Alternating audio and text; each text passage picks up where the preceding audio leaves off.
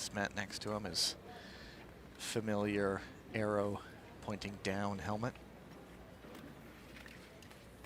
Another guy who rose to the big occasion at the World Championships, finishing behind Go Doge. to the start.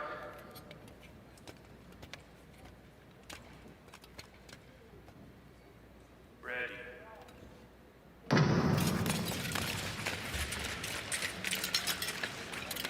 Everybody through cleanly this time.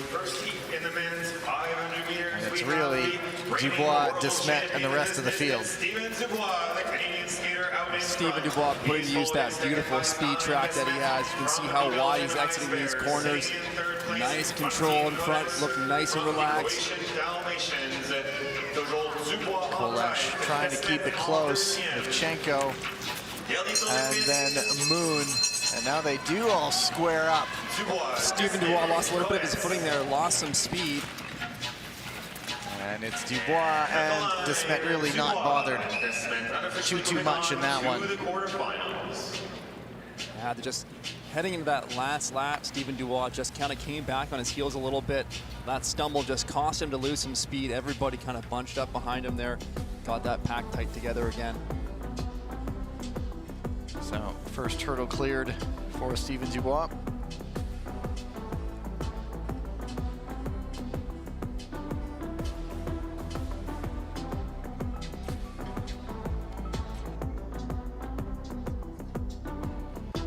And the hits just keep on coming now. We're really seeing a lot of the big names. The next one will feature our first look at the men's Crystal Globe helmet. As you see the results. First and second place in these skaters from each race, by the way, moving on and up to 2 fastest third place skaters. There are 8 heats in all, so very small margin of error if you're going to be on those third place times. Here we go, heat number 2, William Dongenou. Crystal Globe holder, Furkan Akar, Abzal Ashgaliev, Brendan Corey, and Frederick Pedersen. Well, Furkan Akar is known for having a very quick start. He's going to be challenging William Dongenou to that first corner.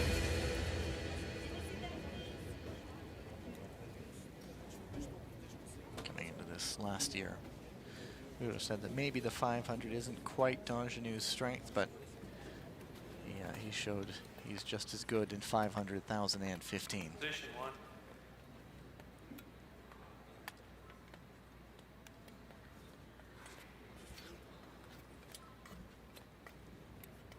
Side over center of your down skaters. They're doing a little bit of a neck guard check there. Go to the start. Ready.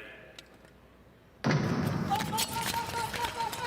Pedersen goes down, but it was on his own, so they're not bringing that one back. Unfortunate for him, but it's Dongenou off and away ahead of a car. Car's able to jump right in behind William Dongenou here, looking the inside. There is the opening, and a car makes the move to the lead. Coming up to get the bell, Ashgaliev back in the picture a little bit. Corey a little bit off the pace, but Furkan Akar now under pressure from Dongenou, maybe taking that personally. Back comes the big Canadian to take the heat. For a moment, it looked like Akar was gonna claim the moral victory in that one. Well, heading into that last lap, William Dongenou was doing a great job setting up that pass as he was cutting up the inside. Looked like he was stumbling a little bit, couldn't quite get that crossover in. I wasn't sure if he was going to have the speed to carry through, but William Dongenou, as he does, makes it happen. We're always wondering, when does the breakthrough come for the Anatolian Pars, because they have so much speed and just not have been able to push through in a 500 meters. For a moment, you just thought, okay, is this the beginnings of something perhaps? There's that look, that kind of little hesitation there on that corner, but Dongenou able to carry that speed.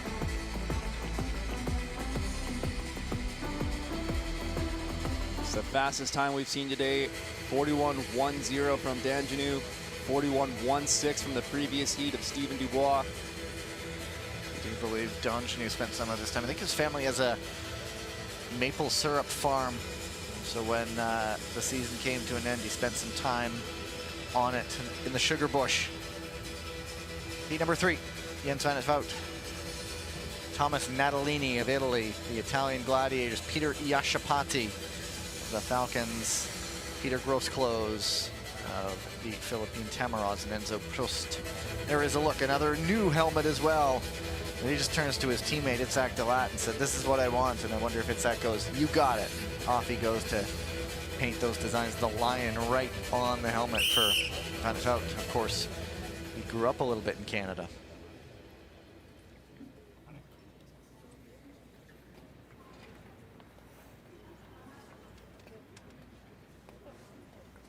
Go to the start.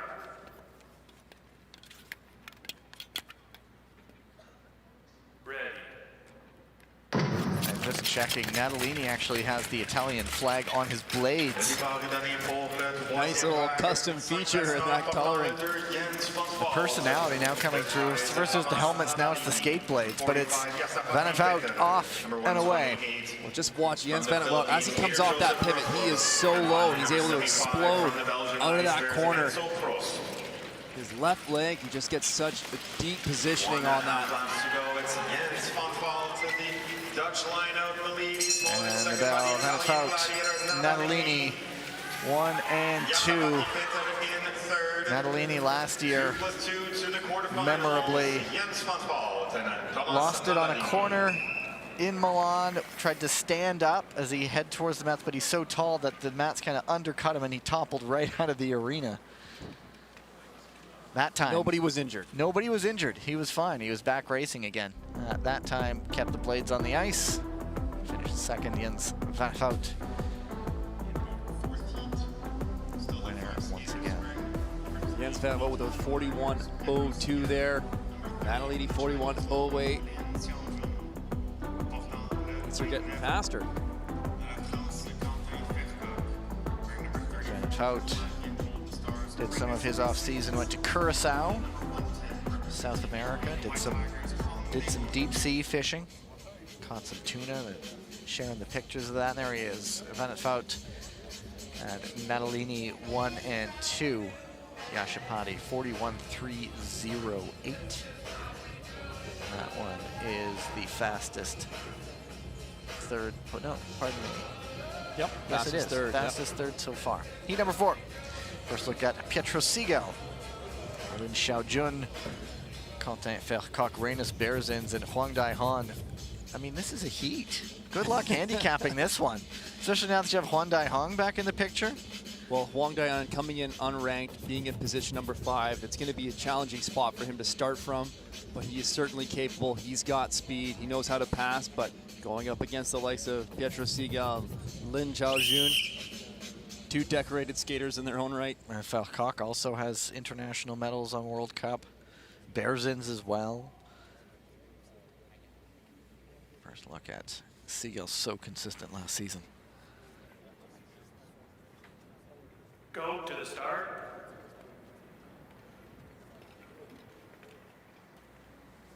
Ready. All-important race into the corner, and it's Segal bursting out of the gate. Now here comes the chasing horde. And it's Lin right behind him. Watch out for Huang Dai-Han sizing up his move. Nothing there just yet, but right now, Segal and Lin have nothing to worry about. Oh, as Huang Dai-Han goes down on his own. And Xiaojun just comfortable in second. A little bit of a stumble on some of these turns here. I saw Vercock just do something similar, but Segal gets past all of that. Very comfortable from him. And we get faster again, unofficially at 40.89. 8.7 official. World record 39.505. Is that a danger today? I don't think that world record's in danger today. The ice conditions, just looking at it so far, you know, we know skaters are capable of going sub 40 here. Usually the quickest we see is around maybe that 39.8 point. You know, we saw around that last season from Stephen Dubois. But I don't know if the conditions are quite as fast right now. In this 5th race, we'll have 5 skaters wearing number 5 from the Japanese Ninjas. we go. Seagal and Lin go through. Bearsen's 41.585. Not going to do it. Next heat already out on the ice. We have our first look at Miyata Shogo of the season. Consistent skater, just never on the podium. Accomplished that world rank of, well, 6th in the 500, but I think was he overall He has 5. a helmet number 5, yeah. So pretty incredible to accomplish that 5th world rank position without a podium. So shows the consistency there. Just wondering, when does the breakthrough come, and then is he going to not stop? Andrew Hio, Maxime Laoun, Shin Dong-min, and Kei Hausman finishing off this field. Laoun looked very good in the heats this morning. Go to the start.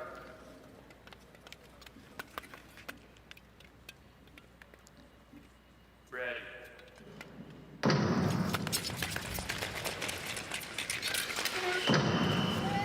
Perhaps not the worst outcome that could happen for Miyata. He was not quick off the line, Tyler. Oh, it's tough. You got some really quick skaters starting on the side of you. Maxime Laoun is one of those skaters that can really excel off that start line and beat you to the corner. He did just that earlier today to get through to this round. And of course, the click of the check of the blades. Another new helmet look for Miyata. But yeah, he finished, I don't know how many 4th places he picked up last year, but so many races just off the podium. So he knows he can be there. It's just the next step is getting up onto the podium. It's a big step to take, though. Yeah, I mean, to somehow, as he pointed out, get 5th in the World Tour standings despite not getting a medal individually, that's some doing. It shows consistently you're right up there. He was doing it across every distance as well, not exclusively just the 500 or the 1,000. He could do it across the board. There is Andrew Hio. In the world of new look helmets, he's keeping the matte black. This is a message to all coaches. Please submit your relay teams for the women 3,000 meters immediately. Coaches, submit your relay teams for the women's 3,000 meters. Thank you. So we'll see. Take 2. This is another pretty good field.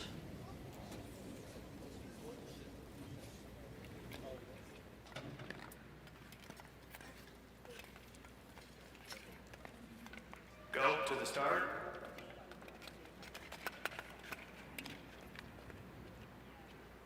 Ready. Much better start from Miyata Shogo there.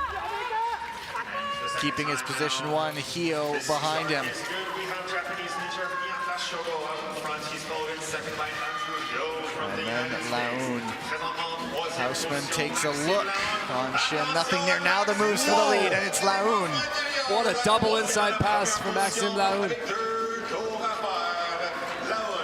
Now Miyata batting back. He's getting right up behind Hio, but it's Laoun off and away right now. One incident will get a review, but Maxime Laoun keeping that good momentum going. Looks like another race win for the Canadian. Oh, what a great maneuver there. You can see he had a little bit of a separation gap created between him and Andrew Hio, which allowed him to really accelerate, use that draft to effectively pull himself right into those lead skaters and jump up the inside. Excited to watch the replay here. Just another look at the start. Much cleaner start from Miyata Shogo. Here's Max hooking in tight. Look at those quick feet on those, just keeping the feet moving there, accelerating out of the turn. Well, battling with the arms there.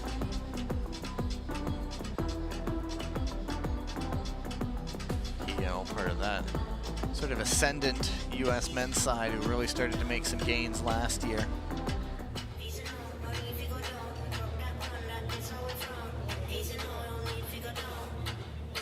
41.041 is Shogo's 3rd place time. That might be, it is the fastest 3rd place one we've seen so far. And our first look at Sun Long, as well as Roberts Kruzbergs, Chinese Lung, Latvian Golden Star, Yoshinaga Kazuki, Rostislav Leontenko, and Lujan Shuo.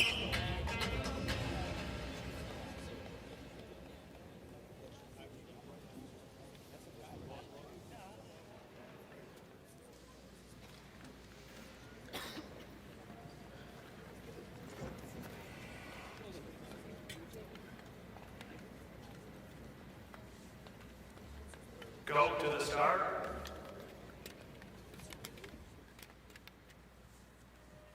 Ready.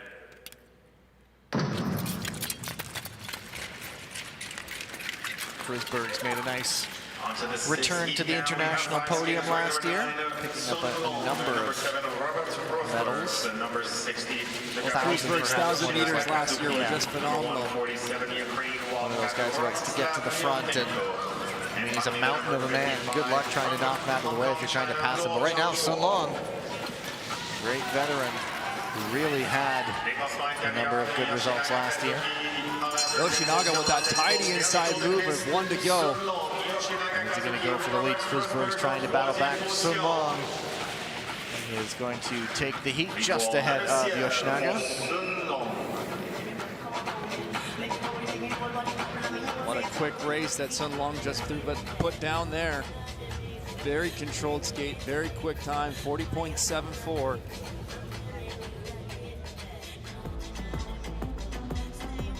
Sun Long was the toast of Beijing in the World Tour stop last year, winning the 500 meters, bronze in the 1500.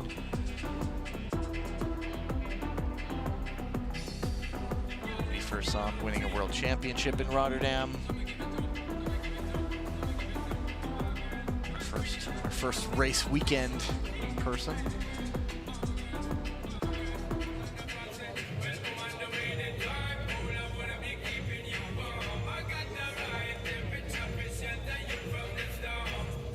Frisberg's 40.866 as they get that little bit faster, just ahead of Shogo's time. Heat number 7, 2 to go. Liu Shaoang, Michał Niewinski. We'll see for the first time Lee Jung-min, Liu Shucheng, and Dennis Ors. And Ors at a position 5. That is going to be interesting. His top speed is right up there.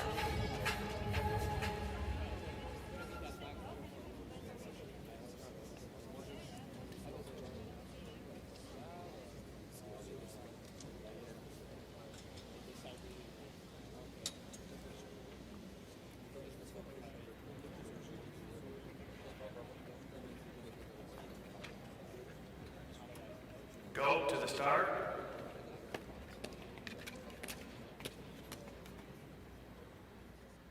Ready.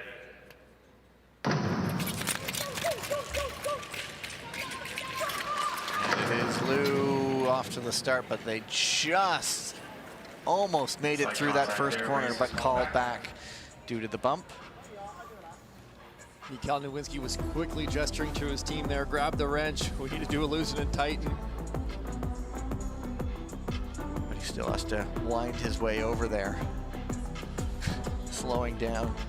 Well, what he's trying to prevent is just doing a heavy stop to not damage his blade edge, keep that skate sharp. Of Team China and Team Netherlands, please submit your relay lineups immediately. Thank you. Niewinski, another one of those skaters who did some off-season in the Canary Islands. And the Polish side is another team that went to Turkey to do some training. They did a camp there. There was a video that Niewinski put on social media. I think he's skating backwards on his blades. He's doing something that you would sort of go, wait, what's he doing right now? Anyway, check him out.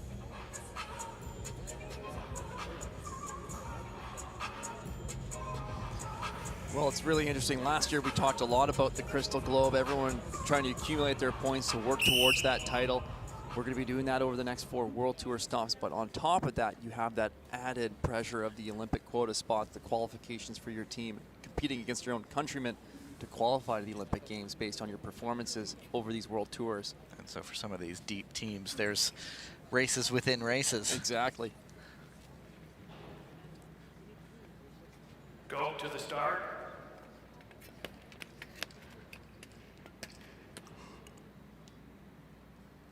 Ready. Another good start for Liu. And Niewinski kind of went through the inside there, but well, bumped off track, made his way back out safely so that can go. He didn't gain position by going off track, but he certainly is now stuck, caught in the back. A lot of work to be done. And Nowitzki is a very good sprinter. He's not afraid to make the pass. Sometimes that comes back to haunt him, but at the front right now, Lu Xiaoang right in front, and they'll come up and get the bell. Now Nowitzki goes up the inside. He gets one, but down he goes on his own, not able to hold it. Looks like it's going to be a good result potentially for Lee Jung-min. Dennis Orr is not able to close it up.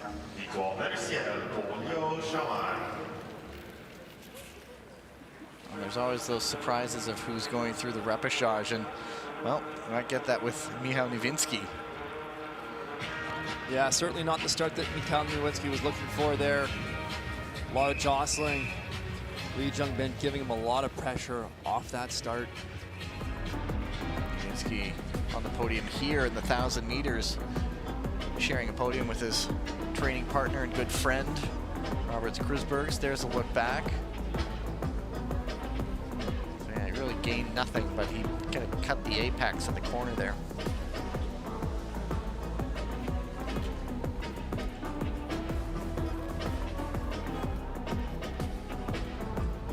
Looks like the officials will take a closer look at that first turn. That contact happening between. If there was contact, but why didn't they just bring it back to start? You know, the starters have to be able to identify that contact and call it back. Right. They might not have seen it based on their angle. Right, they're kind of positioned behind the skaters. The chief referee on the inside of the track has a bit better view and angle on that contact happening on the corner. So it has been flagged, but they're gonna have to take a closer look to see it. Here's the view here. So we'll actually see a potential arm block there. Very quick contact on the knee of Michał Nowitzki. That's what pushes him inside the blocks. No reaction from Nowitzki. He just pulled himself up and kept going. Normally he's quite animated. He's one of those, you know, and usually it's for fun reasons. He high fives track stewards, and always one of those guys who just seems to be enjoying what he's doing. And so even at that stage of the race, position 2, you'd be in a position to advance. And so let's see what happens. Penalty number 111 Korea. Advancement number 11 Poland. And there you go. And so that also means Dennis Orrs comes into second, so he'll move on. And Michał Nowitzki. Watch that left arm contact on the leg.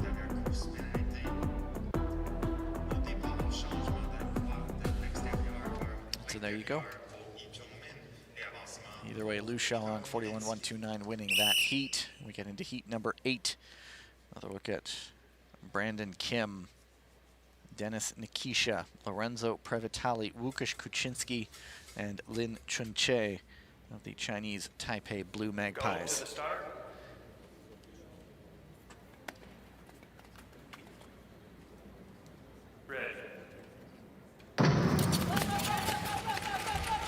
Nikisha didn't have the best World Tour circuit, but he knew when to rise to the occasion coming into the World Championships. But right now, Brandon Kim flying away. Well, there's a ton of jostling, skaters getting in tight, some contact happening there early, allowing Brandon Kim to create some separation.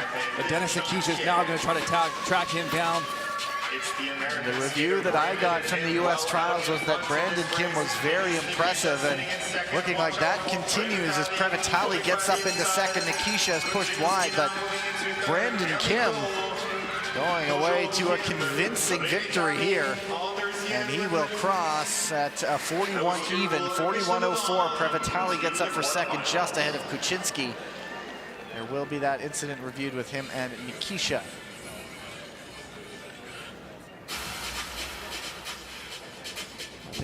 Well, we'll have to wait for this replay. It did look from our angle during the race. I think that Previtali was able to get his shoulders ahead, get that position prior to that contact occurring. But as always, we'll wait to see the video.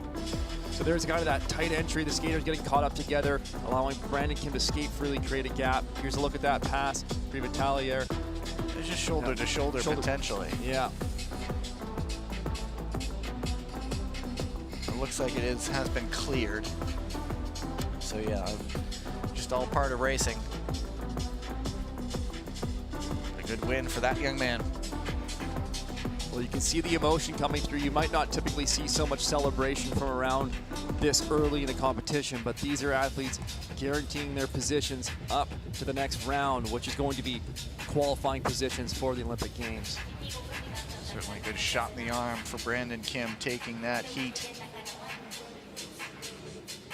24-year-old from Fairfax, Virginia. As for the starters, we did get an advancement. Niewinski moving on, so 8 races in the 500. Just Niewinski getting advanced. Kreuzberg's taking that one qualifying position on time. The only third place one, so Kreuzberg's will move on. Coming up, our first look at relays. And it will be the women's 3,000 meter relay quarterfinals. And of course, this one, all important Olympic qualifying spots are on the line. Heat 1 as the Italian Gladiators, the Polish Hussars, the Kazakh Nomads, and the French Roosters. So the relay has huge implications on your quota spots available for the Olympic Games. If you are one of the top 8 relay teams to qualify to the Games, that grants your team 5 skaters into the Games versus 3 skaters is your maximum quota if you do not have a relay team. There's the Hussars, Camila Cellier, Nicola Mazur, Natalia Malashevska, and Gabriela Topolska. Gladiators have, we'll just look at the Roosters instead here. Berenice Combi for the first time, Chloé Olivier, Aurélie Levesque, and Eva Grenouillou. Grenouillou and Combi, the newcomers in here. Combi got a few looks at the end of last season. There is the Kazakh Nomads, Yana Khan, Alina Zhgalieva, Olga Tikhanova, and Malika Yermak. That French side, get back to them in a moment. A pretty solid lineup by the Italian Gladiators. Elisa Confortola, Chiara Betti, Ariana Siegel,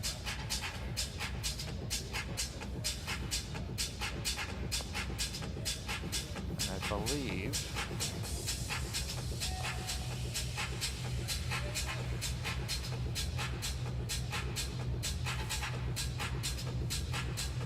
is that actually, is that, I know she's back, but is that Martina Valchipina? Out for Italy? No. Either way, we're finishing my story. The French Roosters have some of those young skaters in Berenice Combi and Eva Grenouillou. There was the skater they had, Gwendolyn Daudet. She went through compartment syndrome surgery, and then her recovery was derailed with some other issues, and so she's not ready to race here in France. Hope for a quick recovery for her. That French team again building with one eye, even 4 years down the line. Now we're to the line. Go to the start. Ready. And it is Betty, the 500-meter specialist, leading the way for the Italian Gladiators. The advancement here is 2 plus 2. So you got to be top 2 plus the next 2 fastest times or potential advancements. As a result of that, I do expect to see these relays being a little bit quicker because the value of making it to that top 8 in the semifinals is so valuable on earning those points towards qualifying for the Olympic Games. There are 3 heats. Our first look at Natalia Malashevska, back on a world championship podium last year. Emotional for her when she got her medal in Beijing. Former 500-meter World Cup distance overall winner. Ariana Siegel behind her.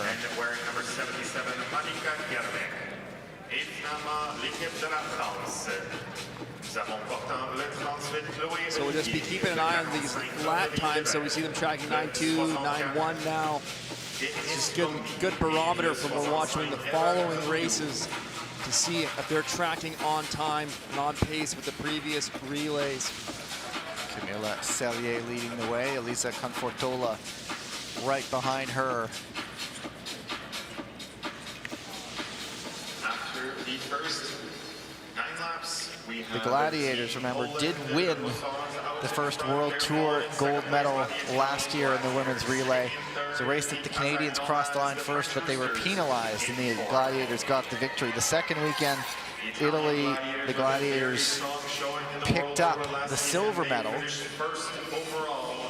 they were the overall women's relay winners last year on World Tour. So Italy has some skaters that they can drop in very deep side.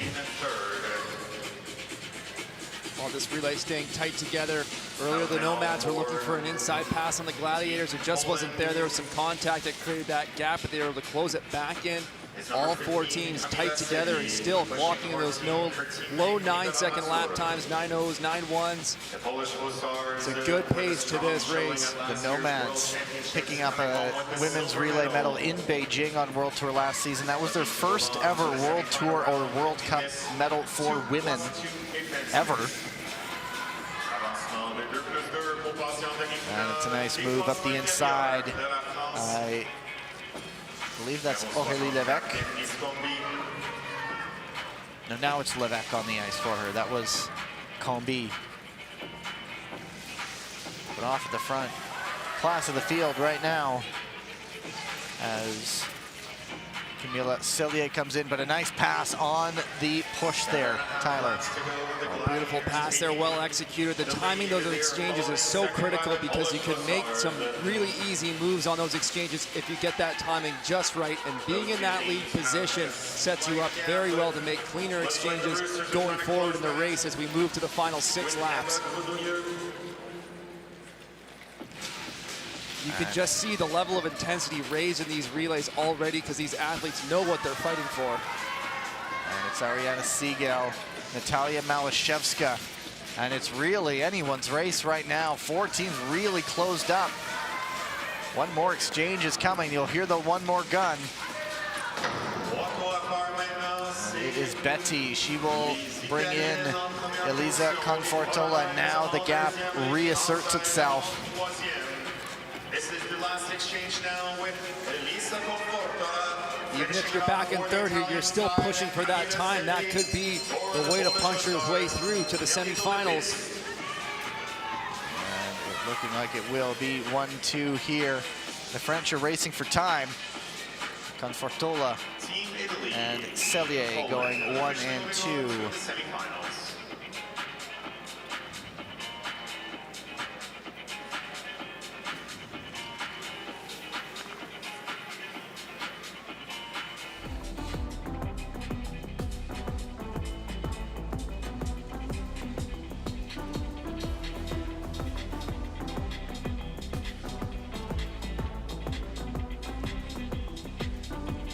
Very interesting in these relays. Again, I've talked about a few times, just seeing how these athletes are already just pushing it right from the start because they know if they can qualify their team, that would be their ticket to their dream, that Olympic championship, the Olympic Games. Be keeping an eye on that time posted by the French Roosters of 4:13.584. That third place. Hussars picked up a silver at the World Championships. I believe it was a whole season where they did not win a medal in women's relay, but then popped up and won a silver in Beijing. From results. Heat number 2 has the Canadian Ice Maples, the Chinese Lungs, the Japanese Ninjas, and the Ukrainian Wildcats. I see Courtney Sereau. I see Florence Brunel, Ricky Doak, Kim Boutin. Canadians, of course, a deep side.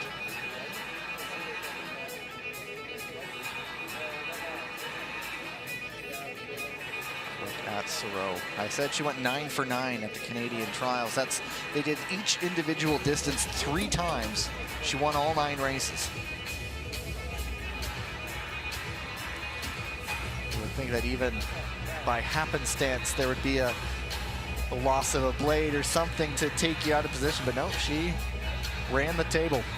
Well, just talking with one of her coaches, just saying the entire time at those trials, she was never out of position. She was never having to make any moves out of desperation. She was always in control of every race she skated. Gong Li, Zheng Nize, Zhang Chutong, and Fan Keshin, the ageless Fan Keshin.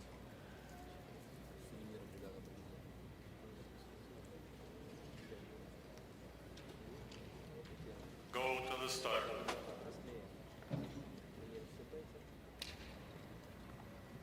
Ready. Kanai Rika leading things off for the Ninjas. Yelizaveta Sidorko. 4 teams on the track. For the Wildcats. Bootstrap came undone there. Just Number 18. tighten up the Velcro quick and get back to the race. She does. 46 Tang Yitze and 46 Han Kushin. For Team Japan, we have 25 Hirai Soro. Ami, 30 Nakashima Mirei, number 74 For the Canadians and Ricky Doak now. On the exchange there, the Ninjas getting up into second. Nice move there. Diana Michalchuk, number 96. Pay a bit of attention to those lap times again. 9.3 on that last one. We saw the previous race tracking most often around that 9.1 second lap time. So as it stands right now, a little bit of a slower start to this race. I say that relatively speaking to the previous one. They're still moving quite quick out there. Number 19, Ricky Doak. And the Lungs go back into second. Canada are the reigning world champions in this Rika distance. on the ice Also for the having Ninjas won as we're back 3 to the gold leadoff medals last legs. season. They are the team to watch in this race as we cheer them on to the semifinals. This 2+2 advancement. There'll also be the Chinese Longs, the Canadians Japanese Ninjas, losing a and the little bit of Ukrainian contact. Wildcats. It's Doak leading the way. Ricky Doak out for Team Canada with 17.5 laps to go. Down to the 9.0, so now that pace is picking up. He's followed in second by the Japanese Ninjas, if you feel like you're one of those teams that might be having to vie for a time qualifying position, you really want to be trying to push the pace of this race, but to get ahead of the Canadian Ice Maples is so difficult to do. So you're kind of at the mercy of what that lead skater is doing in terms of speed. Boutin on the front. I think we are down to 3 now, barring any drama. Of course, famous last words. Van Keshin on the ice for the Lungs. Canadians, now there's a move up the inside. Soro wise to it. Almost shuts the door there completely. She just kind of felt that pressure coming up the inside, just throwing that quick extra crossover on the exit to build her speed back up and block it from happening.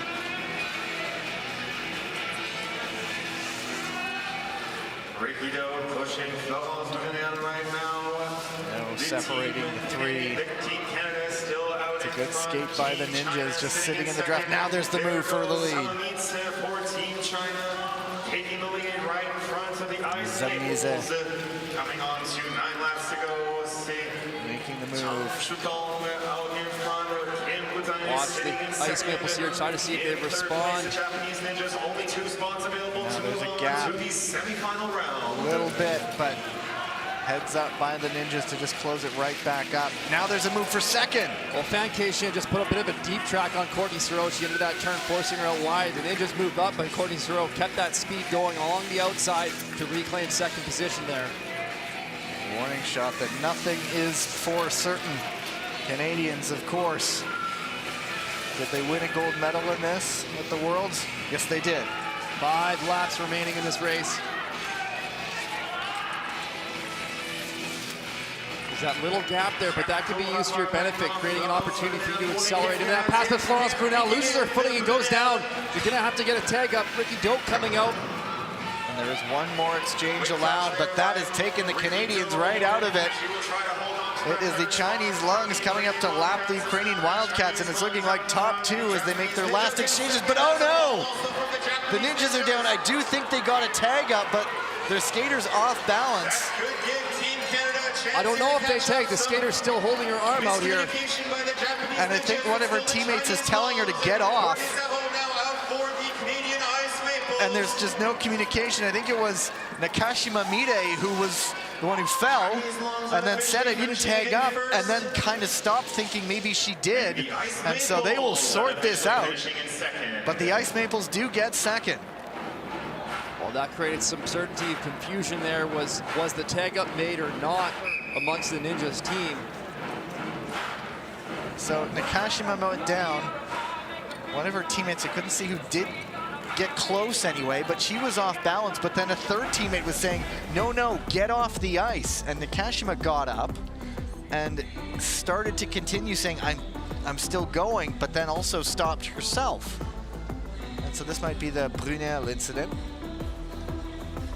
That was earlier on. We'll just watch to see. Whew. There was that earlier move when Courtney Stroh got kind of forced to the outside off the track pattern of Qualification. Okay, here's going to be a look at the fall of Florence Brunel, just coming back on the heels.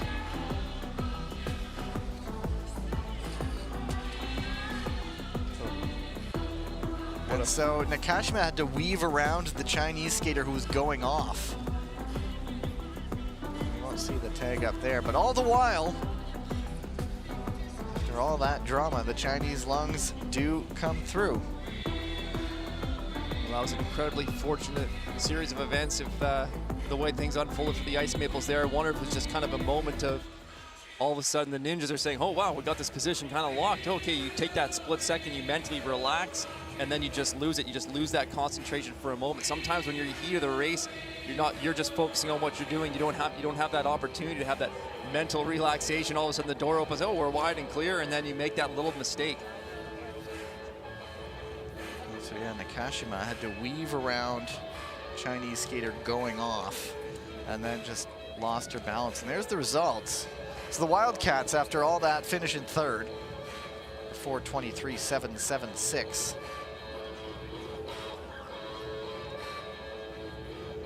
All right, catch our breath for the next one, the final women's relay quarterfinal. There are the Dutch Lions, the Velzeboer sisters, Zoe Deltrap and Selma Poutsma. Deltrap and Poutsma getting their first races of the weekend. And it will be Michelle Velzeboer, Falcons. You see their roster there.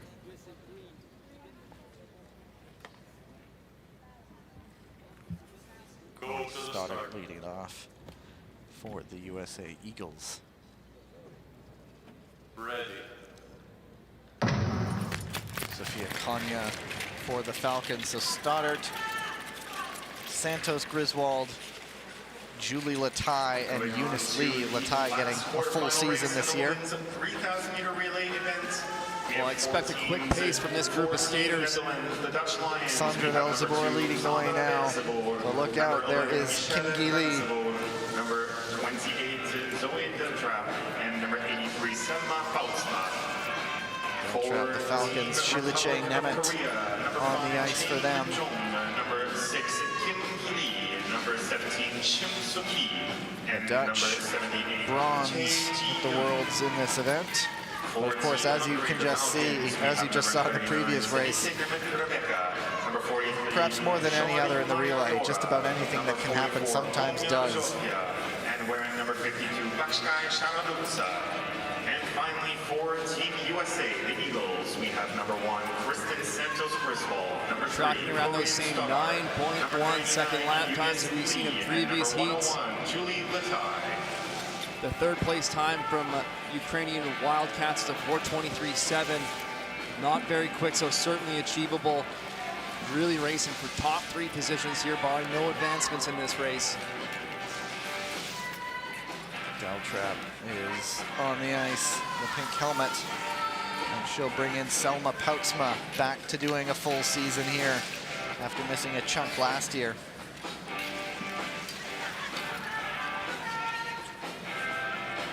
Keep an eye. There's Chaemin Jong in third for the White Tigers. Shin Suki for them as Michelle Velzeboer keeps the pace high. Oh, Corey Stoddard goes down on her heels there, loses her footing. Quick tag up though from Kristen Santos Griswold. I think she got the tag in. Santos Griswold is going.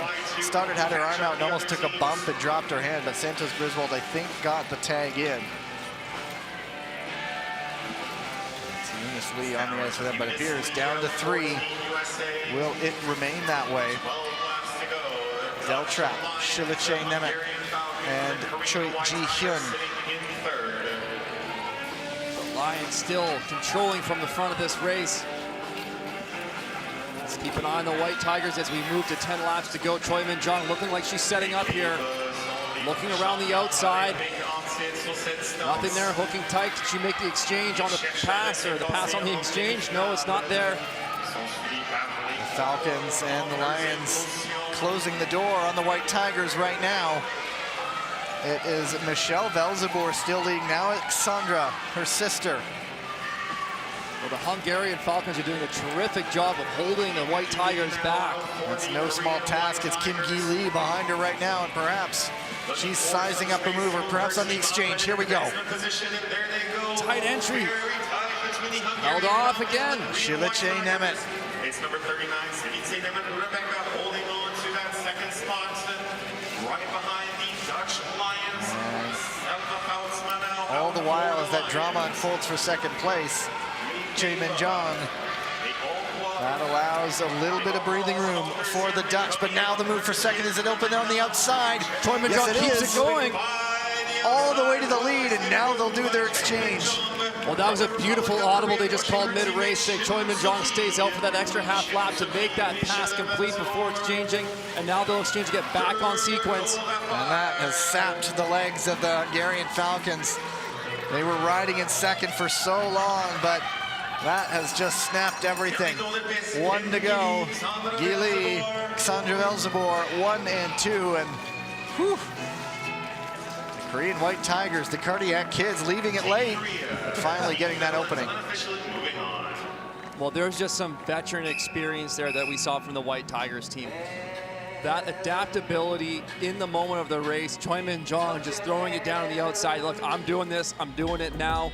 That communication between athletes to know, okay, I see she's going, I'm gonna delay that exchange a half lap, but then that following teammate also knowing that's coming up on 2, so I can only let that next skater do that 1 lap before we need to exchange again. So on that fly, that quick thinking in that moment is just terrific. So often we see teams making a late move and then the exchange they make a hash out of. And so you're talking about that communication, that being that aware, okay, we're doing an extra half lap and not messing up their own exchange. Yeah, and less experienced teams may get caught up in that and think, oh, I have to change now. It's 1.5 laps and not adapting on the fly and trying to get out in a moment of the race when it's not a proper time to exchange. Let your teammate complete that pass. Here's a look at it right there. And you can see now that exchange sequence was off. Shim Soo-ki only has 1 lap to go here before exchanging to Kim Gi-lee. But barely broke stride. Golden boots when you're a world champion. That brand.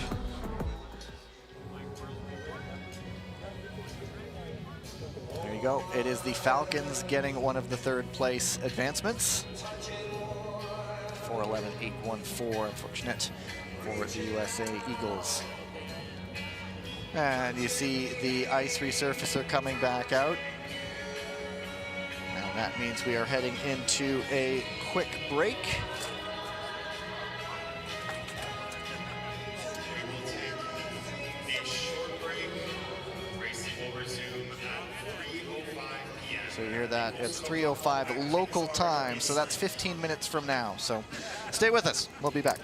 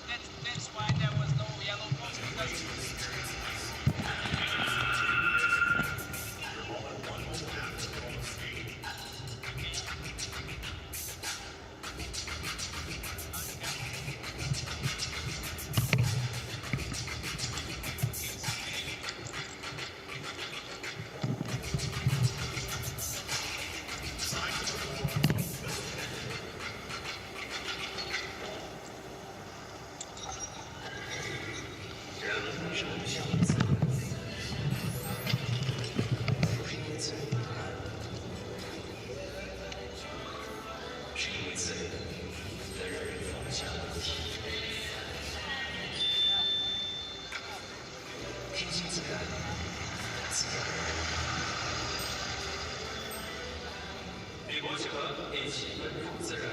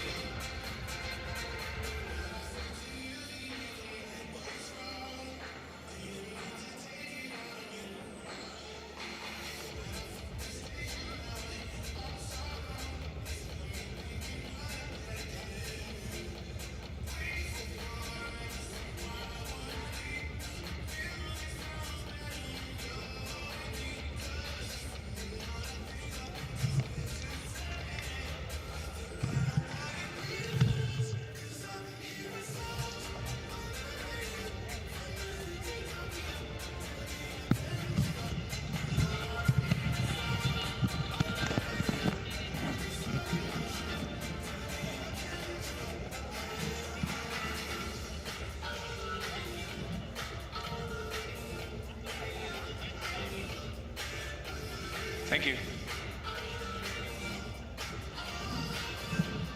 Can you hear me? Okay. No? What? Your sound wasn't there. My dad? Yes? Yes. Now? Oops.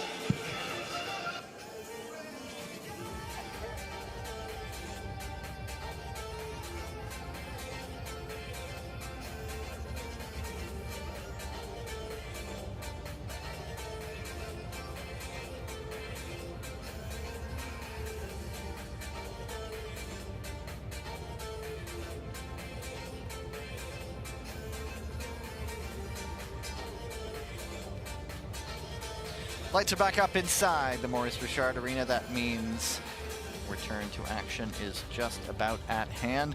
Into the men's 1500 meter quarterfinals. Top 2 skaters from each race and up to a maximum of 5 fastest third place skaters qualify for the semifinals. There are 7 heats in all.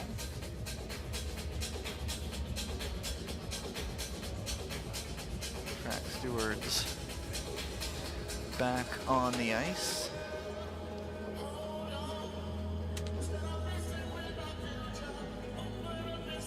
And already as we get into these quarterfinal races, the skaters in the heats, it gets really interesting.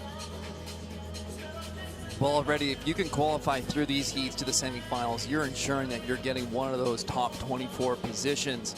And we all know the value of being that top 36 of the 1500 meter to qualify for the Olympic Games. So, you know, a lot of skaters are going to be feeling the pressure in these quarterfinals to punch their ticket through to the semis, give them some of that assurance that they're going to be in one of those spots. Now, of course, a lot of the other skaters are looking for more than just qualifying through to the semifinals, but for some of these other skaters, more in the mix, in the mid-tier, that's going to be a big accomplishment for them and a feather in their cap to kind of build off of throughout the rest of this World Tour. Might that change a tactic for them in this race, or might they just sort of say, okay, I'll take my lumps here and still go for it in the repechage?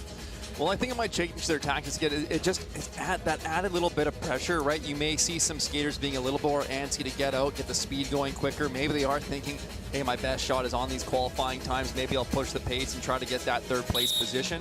So that might change to be some of these races being a little bit quicker than we may typically see in the 1500 meter quarterfinals. You had a look at the start list. There was William Donjanu right there leading things off, but also Niall Tracy, Mohamed Bozdag, Yoshinaga Kazuki, Liu Xiaowang, and Liu Zhenshuo.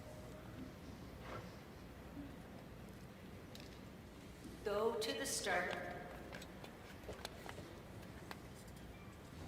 Ready. There's one British Royals medal on World Tour last year, and it was this man in this distance in Beijing, and this is how he usually likes to do it. Tracy leading from the front. So not too quick of a time from this start, or quick of a pace from this start. First lap coming in at 11.8. So we're going to be paying much more attention to finishing those top 2 positions. Bozdag on the outside. Donjanu more than happy to relinquish the lead at times, but he knows when to go and how to go so well. Of course, you can never count out a guy like Liu Xiaowang. Well, I think the position you want to be is in behind William Donjanu when he looks to strike for the lead, which as he moves forward right now, Niall Tracy responds to that. He wants to make sure he's ready for when William Donjanu goes to take off. But one thing you got to watch with Donjanu is his track pattern is so versatile. He can move so easily on the track. It's sometimes challenging to follow him because you don't know what he's going to do on the next corner entry. Tracy still in front, picking up that speed a little bit more to keep them off his back a little bit. Pace is dropping down quickly now as Donjanu moves the lead. We'll see who's going to make the move. Who's out of the top 2 right now? Yoshinaga sitting and watching in third. Let's watch for Liu Xiaowang. We've got 3 laps to go. This is a critical phase of the race where you really got to be looking to make a move to get into those top 2 positions. And Yoshinaga making the move. The 26-year-old from Miyoshi.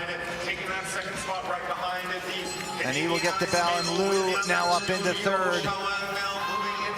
Tracy losing his position, now under threat from Liu Zhanshuo. And he makes that stick. It is Danjanu taking it. Oh boy.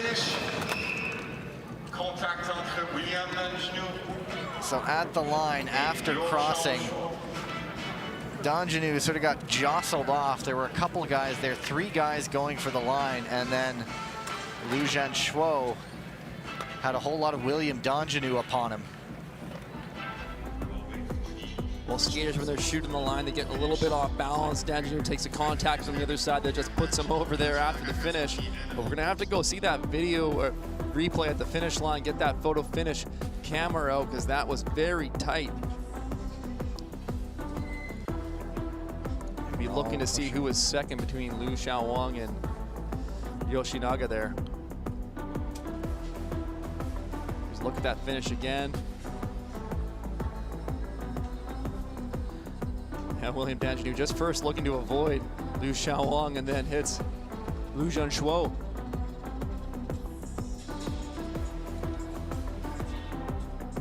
So there it is. It's Danjanu and then Liu just ahead of Yoshinaga. So Liu reaching at the exact right moment to beat out Yoshinaga, so 2:15.442. So if you're wondering, we saw the photo finish there, but you really couldn't see the tip of Yoshinaga's blade. But what we know is there's actually also a secondary camera across the ice surface, which they'll pull that blade point from to get that photo finish. We learned that late last year, I believe. We did. No, I always knew that. Yeah. I'm sure you did. But everybody knows Tyler. You should see when he comes to these events. Everyone's, hey, Tyler, Tyler, Tyler. It's like cheers. Everybody knows your name. Well, it's more the coaches now. Hey. Whatever works. Heat number 2, Jens van het Vout. Sun Long, Andrew Heo, Felix Pigeon, Huang Daihon, and Peter Riches. And dang, that's another interesting heat we've got lined up here. Having Huang Daihon there Go to the start. just throws everything off potentially. Ready.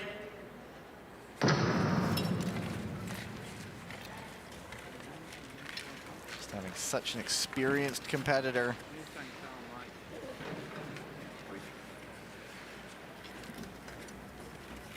And it is Maverick Riches.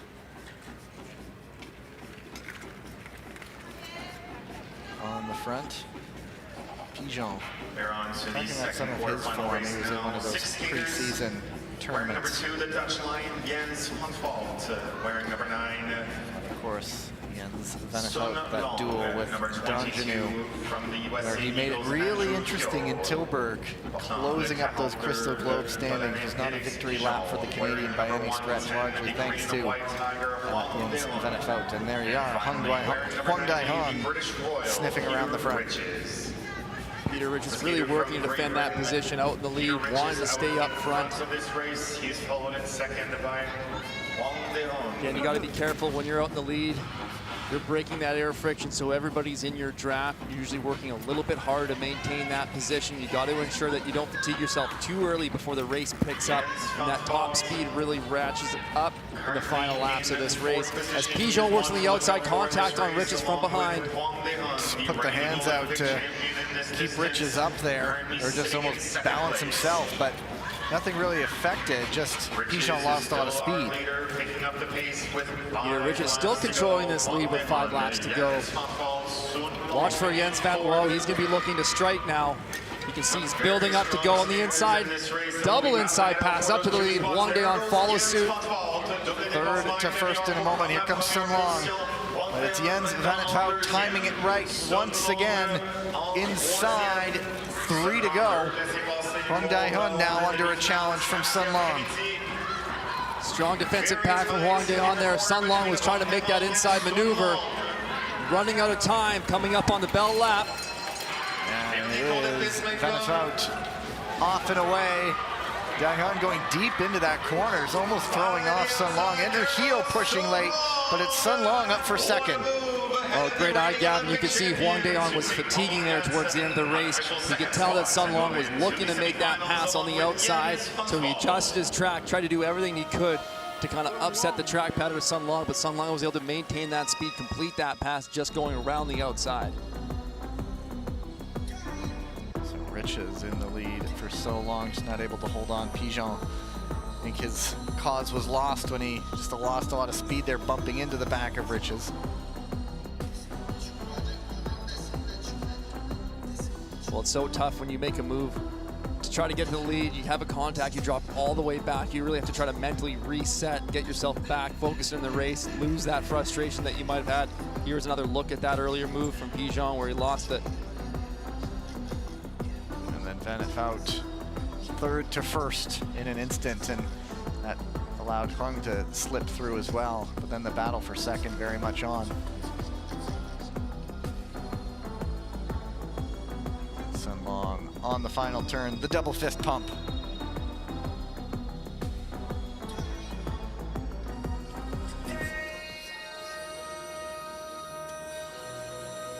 .217.563 the time. That is slower, I believe, than heat number one. Yeah, third place in heat number one. Yoshinaga with 2:15.4. Third place in that race. Hwang Taeyeon 2:17.5. So there are 5 advancements to time or advancement. Heat number 3, Petros Sigel, Michał Niwiński, Denis Nikisha, Daniel Nikolaev right there, who threw down some good racing this morning. Quentin Vercoq. And the young contender, Rim Jong-un, certainly opened our eyes this morning. I believe he would qualify perhaps as the X factor in this race. With some good skaters, you never know what we'll see from Rim Jong-un. Ready.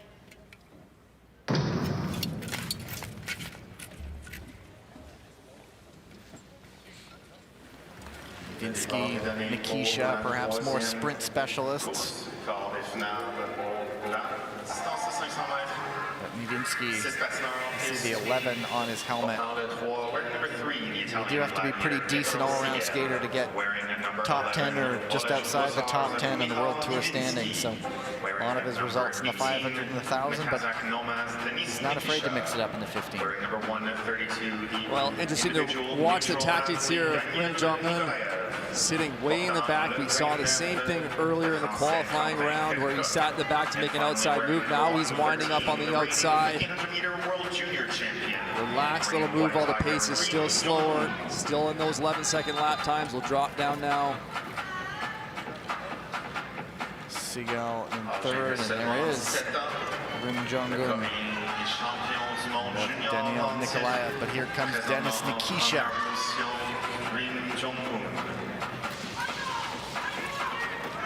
Now, the longer this race can stay a little bit slower, a little bit more relaxed, it plays more to the hands of the sprinters. There's a lot of sprint power here.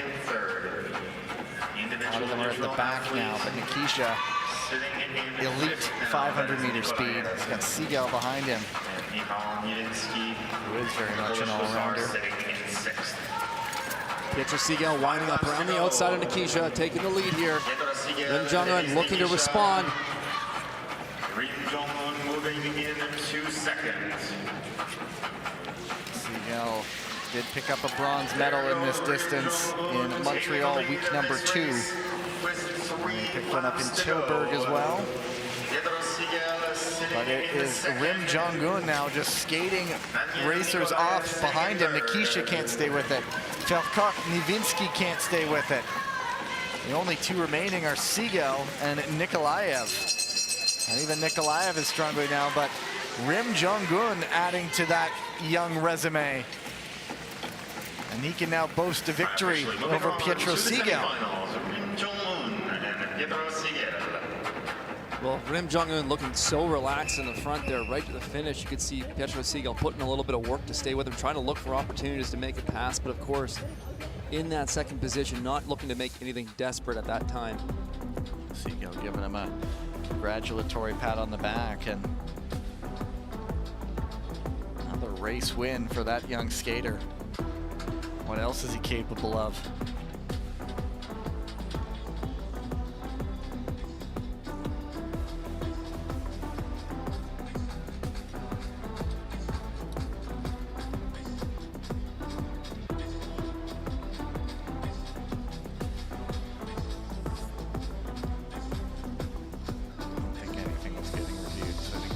On to the next.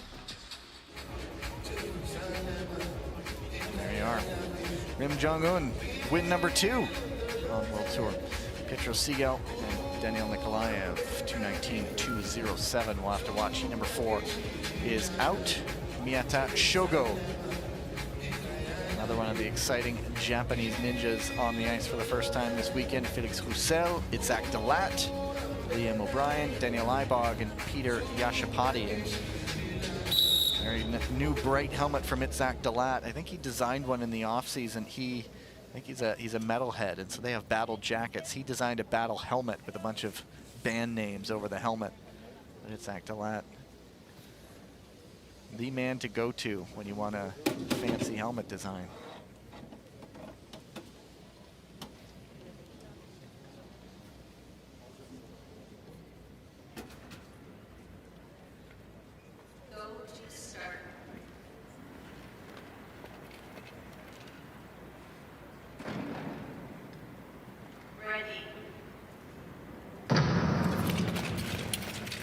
We wondered in the lead up to the World Championships, was this Miyata's perhaps time to get that breakthrough result?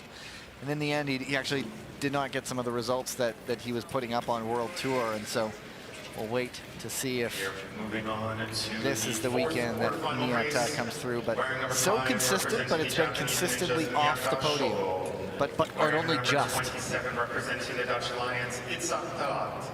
Number 103 representing the Irish Wolfhounds, Liam O'Brien. Yashapati Number on the front. 153 representing Dalat, Uzbek Cobras, Daniel Ibog.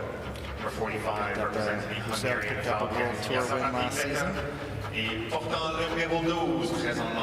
Felix Roussel had a dribble showing at the Canadian trials. He's looking like he's in great form. 1,500 meters being one of his more favorite events. 1,500 meter and the 1,000 meter. It was a race. He picked up his World Tour victory in a race where it was Donjanu and Park going head to head, and they kind of took each other out. And Roussel was there to take the victory. With his neon orange. Roussel looking on the outside now. Nice quick acceleration to get all the way to the front. Daniel Ibog sitting at the back, now getting around to 1. Roussel now almost quietly getting his way to the front.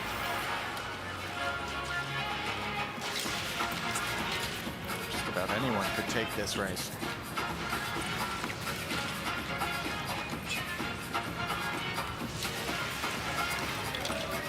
Going to come down and see 3 to go. Roussel, Dalat, Miyata.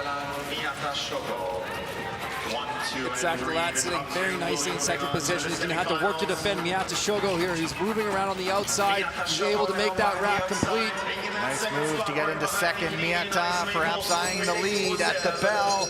Here he goes, and he makes that stick. What a move, Miyata Shogo. Just at the bell, and he will glide away to a victory. Oh, what a strong finish from Miyata Shogo there.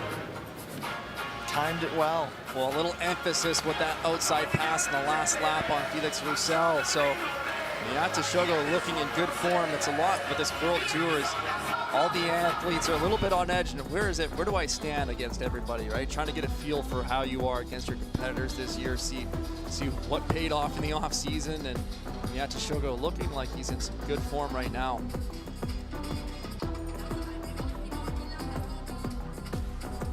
So he was 5th in the overall, 6th in the 500, 6th in the 1500, and 11th in the 1,000 last year.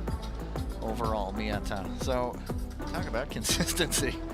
It's funny that he was 6th in both the 500 and the 15, and his weakest results were in the 1,000. What's his strength? I don't know. Yeah. He'll be wanting to improve on that 1,000 result this year, I think. And he doesn't turn 23 until January.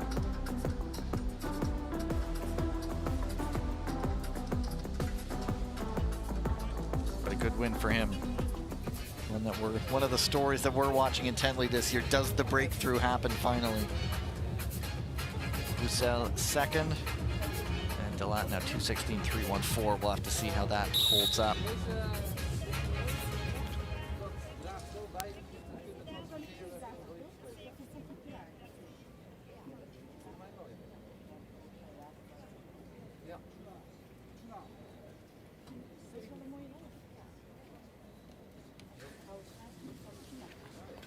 Heat number 5. Kreuzberg, Speckenhauser, De Clemente, Lin, Bastier, and Liu. Ready.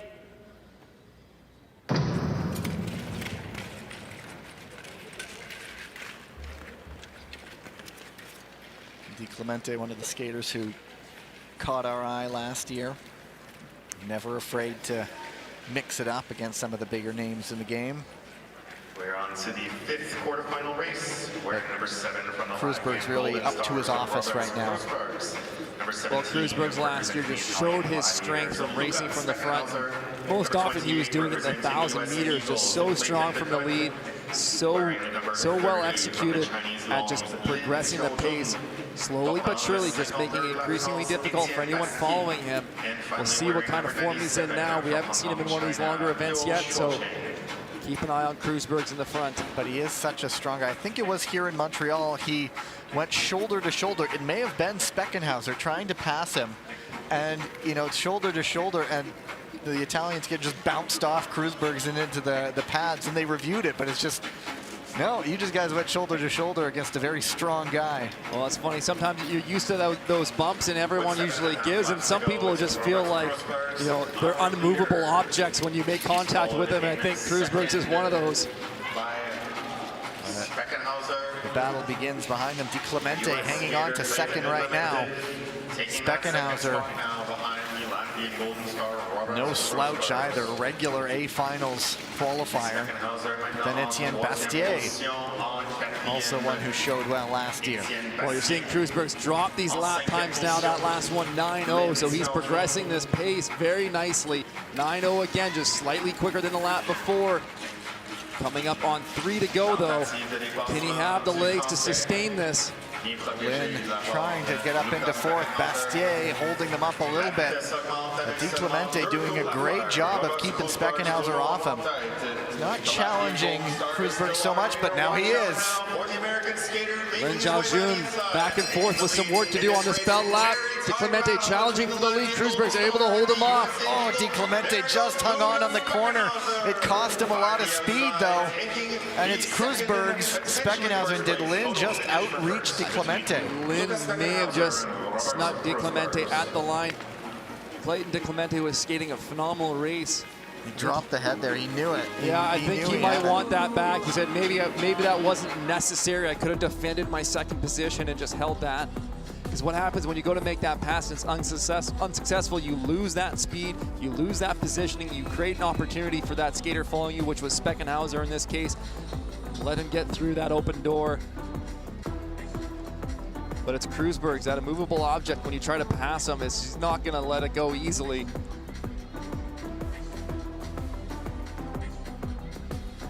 All the while, Lin Xiaojun made the push late to get back into the mix.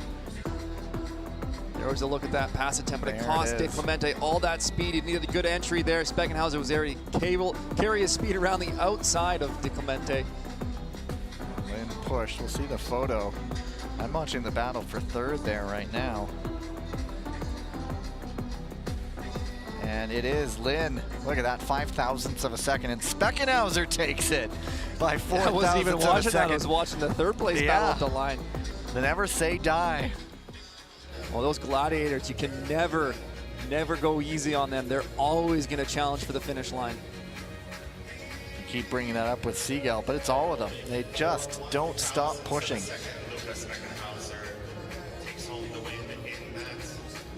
Heat number 6 coming out. Another look at a gladiator, Thomas Natalini, Stan DeSmet, also here, Reynis Berzins, Lee Jung-min, Brandon Kim, and Tobias Wolf.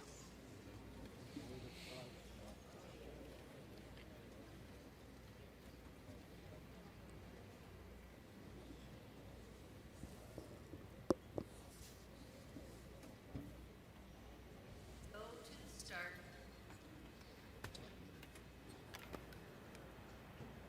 Ready. Thomas Natalini, another skater who, I've said it a few times, he's went within the Canary Islands. It seems, regardless of nationality, that was a popular off-season choice. And I wonder if people were surprised to run into one another. And you again. Number 34, Latvian Golden Star, Reynis Berzins. Number 111, representing the Korean White Tigers, Lee Jung-min. So it's Brandon Number Kim, 23, impressed earlier. USA Eagles, Brandon Kim.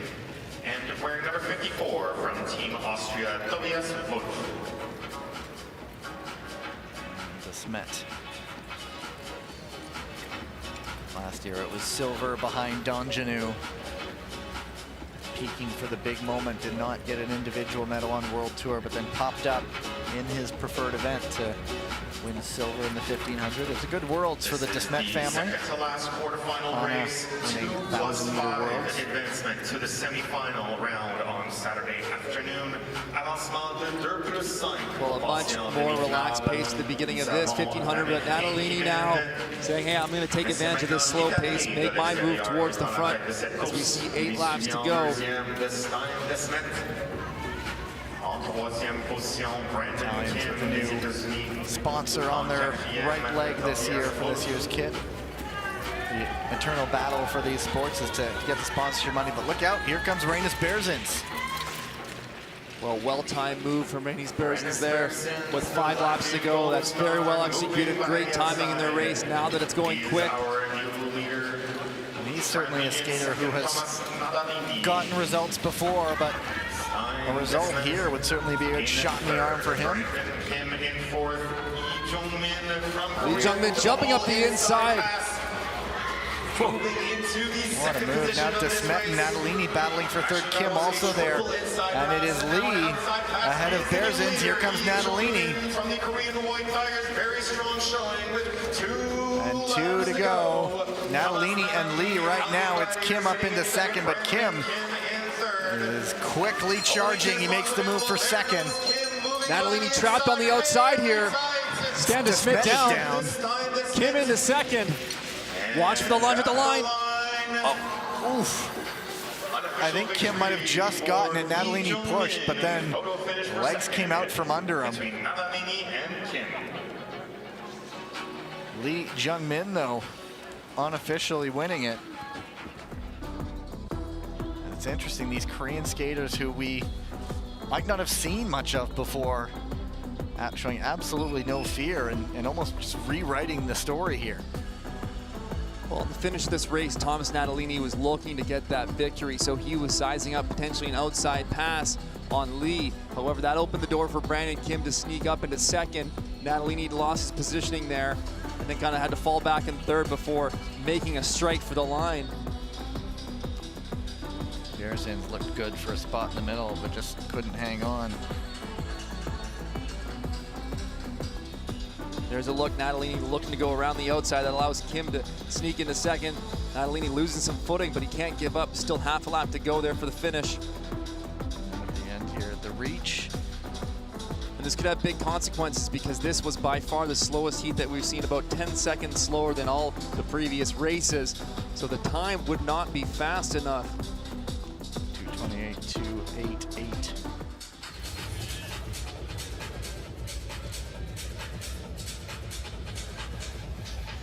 There you have it, Lee and Brandon Kim, 1 and 2. Natalini, as Tyler pointed out, will be going through the repechage now. Heat number 7, our first look at Hayashi Kosei.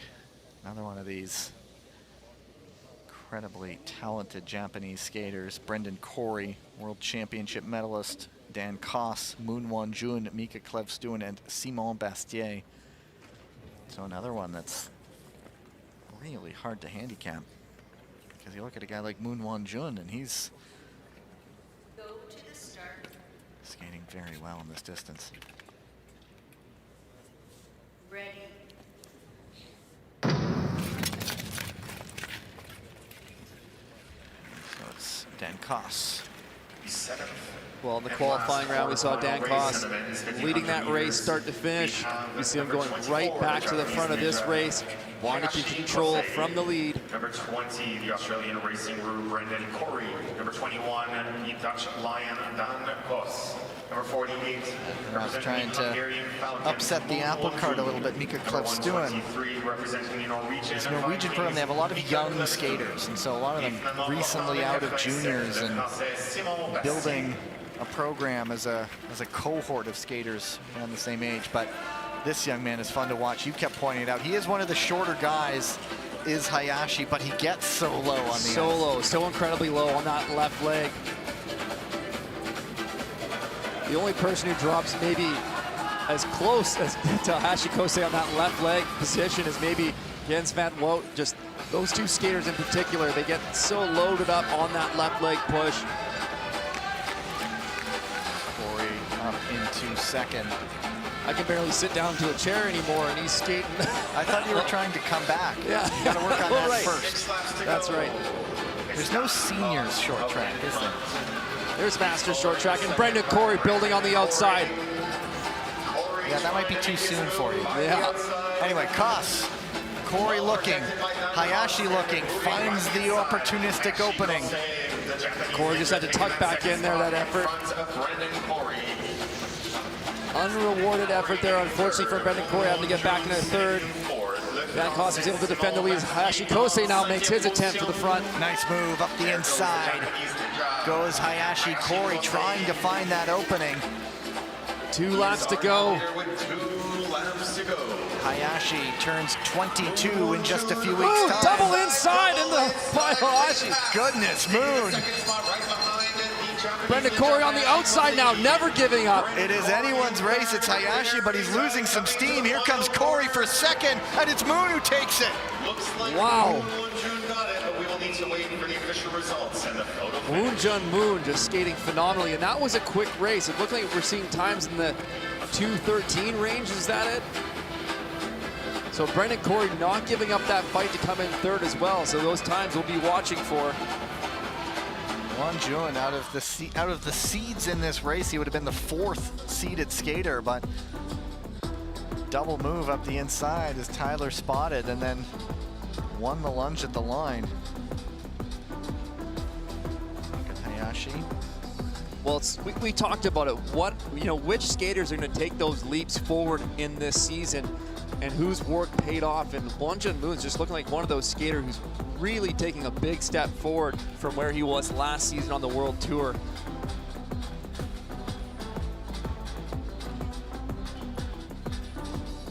There's another look at that pass. Very well executed. Brendan Corey then fighting back on the outside. And then taking it at the line. Did Corey get up for second, maybe? He might have been just a hair shy from my, yeah. There it is, it's Moon, it's Hayashi, it's Corey. That was fun. But that was the fastest qualifying race we saw. There you go, Brendan Corey does get the little Q next to his name, so he will be moving on. And so ends the men's 1500 and the list of the qualifiers, and there's that, the fastest time, Won-jun Moon. Hayashi Kosei in second. That was a quick heat. Certainly people who are coming in and wanting to include themselves in the list of favorites now. And that's just fun to see. The deeper that's the sport, it just adds to that unpredictability. And yes, we are already into repechages. It's not even a repechage morning anymore, but it's part of the new schedule. women's 1,000-meter repechage quarterfinals. Heat number 1, Camille Cellier, Maya Somodi, Eva Grenouillou, Alyssa Pak, Youngbi Jung, and Chloe Cameron. Ready.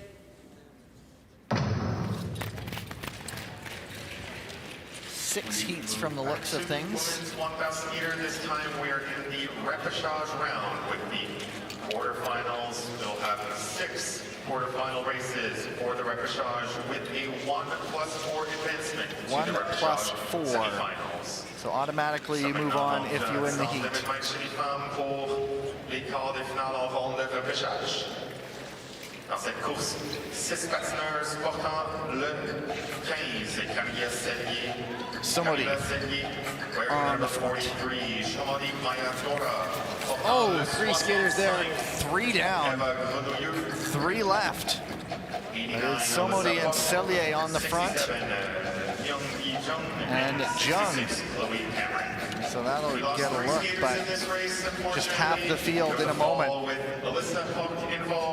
It is Cellier and Somodi. 3 skaters left on track here. We have Camila Cellier, Chloe looking to set up. No openings there. 2 laps to go now. 2 laps to go. This is still a battle for the victory. Second place is not secure your advancement. There goes the Hungarian Inside. Somebody sticks it. Corner between her and Camila Cellier, the Polish Hussar, since only the winner And the raceathon's going to be Somodi who takes it. is guaranteed to move on. I don't think that's getting reviewed at all. Very tight battle there. Just between almost those 2 skaters as we cautiously let up the the other 3 inside finish there, up but their that first race. incident will get reviewed. Somodi, part of her off season was taken in Bali, off to Indonesia. Good spot to recharge, and well, it pays off there early.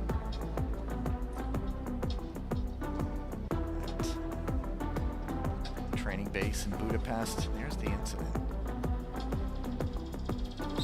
I'm still watching the skaters on track finish the race. I didn't see the replay already unfolding here. Oh, you missed it because it was the really good camera angle that you like, and we got to see. No, I'm messing with you. I would have given you so much good analysis from that video angle, but I guess I won't see it again.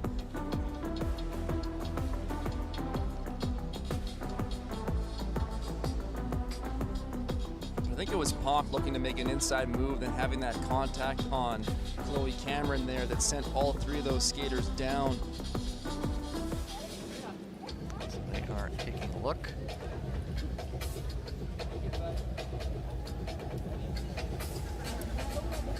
There's the official Danny LeMay, who is often on the announcing side of things as well. He's announced the last few Olympics on site at the venues. He was at Milan, I remember, but yeah, he does a bit of everything, Danny LeMay. And the first year short track I'd commented, he was one of the guys calling races remotely, I remember. Well, it's so great when you have someone like that who just has such a passion for the sport and volunteers and gives back so much of his time to help support the sport of short track speed skating. Here's another look here. That was Pak just coming on and Grenouillou there. Cameron looking to go through, catching the arm of Grenouillou. Yeah, it's really the collision between Pak and Grenouillou there. It might have been a late entry pass there from Grenouillou. Of course, nobody in an advancement position, so. And it is actually going to be Danny LeMay on the microphone making an announcement on the ice, changing things up.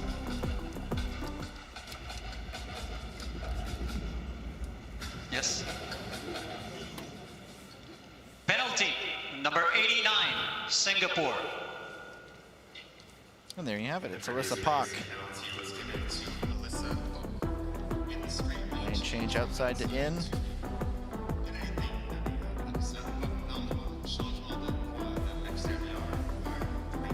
My French and British skaters just kind of caught up in all of that. And there you have it. Somebody wins Cellier 135.318. We'll see how her time holds up. Heat number 2, Aurélie Levesque, Watanabe Oi, Lam Ching-yan, Lisa Eckstein, Yana Khan, and Annabelle Green.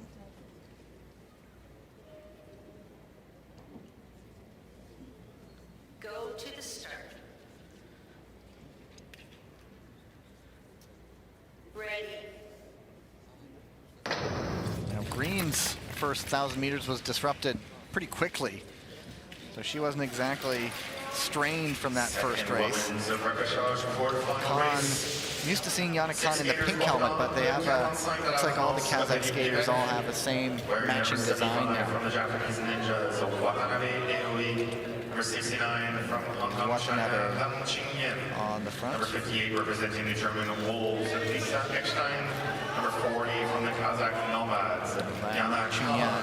And making the number move. 51 from the British Still sitting on the Royals, outside sitting there. in fourth position. Good defense from Annabelle Aurélie Levesque, holding her second position. Great spot to be. You don't have to break the wind out front.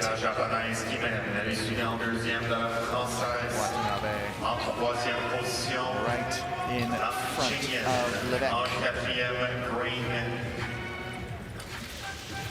En cinquième position, Yana Khan. Et en sixième, Lisa Eckstein. The first place Inside 3 laps to go. Annabelle Green looking to set up around the outside. You know, she does have some good top-end speed. Here she comes, but up the inside is Levesque with the nice move. But Green now going around the outside to get up into second. Good work from Green. Here's typically your 500-meter specialist, but she's showing her skill here in the 1,000-meter. Levesque struggling to hold on. Green also lost a lot of speed, though. But Levesque does manage to hang on ahead of Green and Watanabe.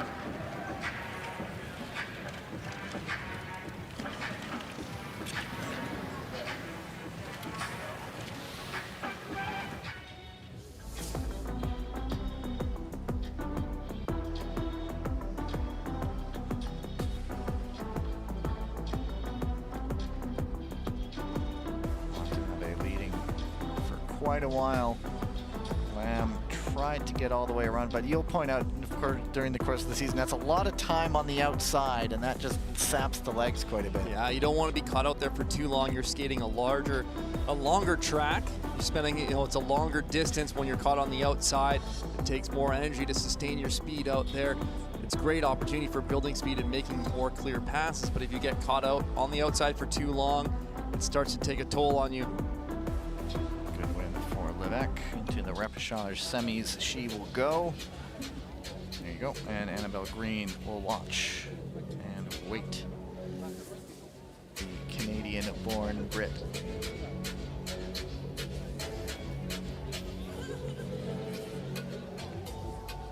Heat number 3, Petra Vankova, Nakashima Mide, Rebecca Shilice-Nemeth, Tamara Tokarova, Yelizaveta Sidorko, and Kirana Laut of Indonesia. Out of Port Coquitlam, British Columbia, competes for Indonesia here.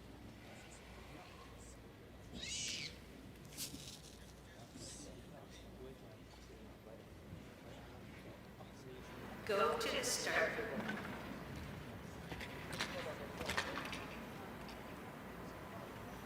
Ready. And it is Nakashima unfortunate to go down in the women's relay. Third repechage quarterfinal. On the front here. Ring number 54. Czechia Ice Spider Petra Vankova. Ring number 30, Japanese And ninja, already Nakashima Mide. skaters making the moves around. Shilice-Nemeth. From the Hungarian Falcons. Well, off to a much quicker pace here. Rebecca. Number 92 from the Slovakian Ice Tears. Everyone still on their feet Number right 98 now. From the Ukrainian Wildcats, Yelizaveta Sidorko. And wearing number 72. Is Wearing number Nakashima 72 from Indonesia. on the is front right now. Alexandra Nice little inside pass from Shilice-Nemeth. She turns 22 next month. On the bronze mixed team relay last year here in Montreal. 30th in the overall in the World Tour standings. 3 laps to go. Nakashima Mide is our leader. And it's a battle for second. That's going to cost Vankova some speed there, not be able to get any crossovers on that entry, getting pinched off by Shilice-Nemeth. Chasing down the Japanese Japanese And they're going to, it's 1.5 laps to go. Nakashima will get the bell first ahead of Shiritse Nemeth. It looks like it will be victory for the Japanese Ninja. Shiritse Nemeth and Vankova, yeah, wasn't able to recover and close back up.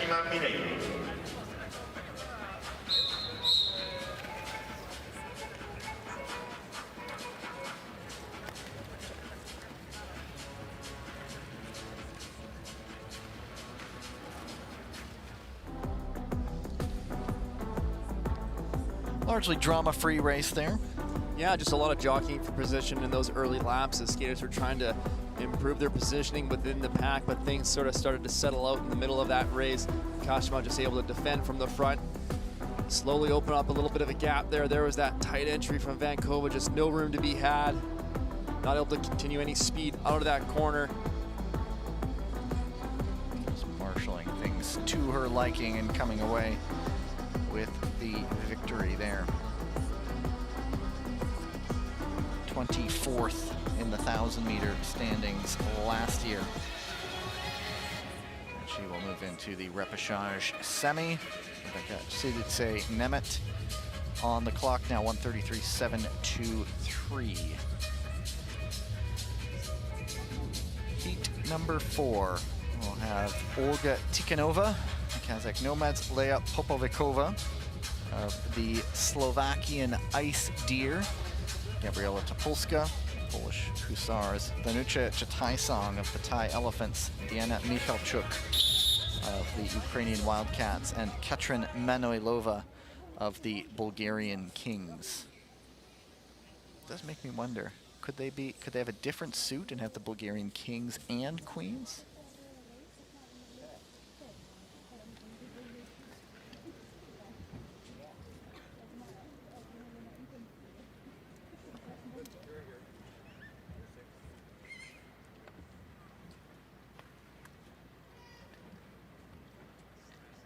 Go to the start. Ready.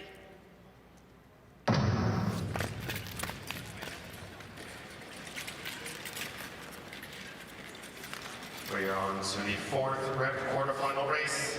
Wearing number 42, the Kazakh Nomad Olga Tikhanova. Number 91, Topolska, as I mentioned, really engaged in the offseason to Łukasz Kuczynski. The Polish Hussar Gabriela Topolska. It is Number Olga 93, Tikhanova from the Thai on the front Elephants right now. is Tikhanova was born in Kustanai. Number 95 from the Ukrainian Wildcats, Diana Michalchuk. 28 Number 60 from the just a few weeks, October 23rd. is Katrin Manoilova. That is Manoilova in second. Topolska trying to find the opening around the outside from third to second to first, the burst of speed. Polish skater Tikhanova now needing to respond as that gap opens up. Coming up on 3.5 laps to go here. Topolska out to a strong lead. They are queuing up behind Tikhanova right now. It's a battle for third. Popovikova lost a lot of speed there. Chataisong gets around for third, but she loses a lot of speed, and now it really is Topolska and Tikhanova coming up to get the bell. And an informal victory lap for Gabriela Topolska ahead of Olga Tikhanova going 1-2. Unofficially moving on to the rep semifinals, Gabriela Topolska. Michalchuk gets up for third ahead of Chataisong.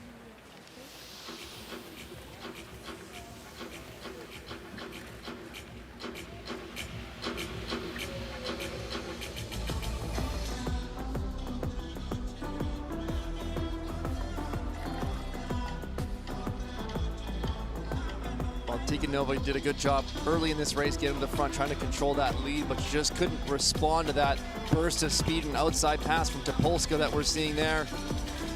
And then Topolska just able to skate away with this race comfortably.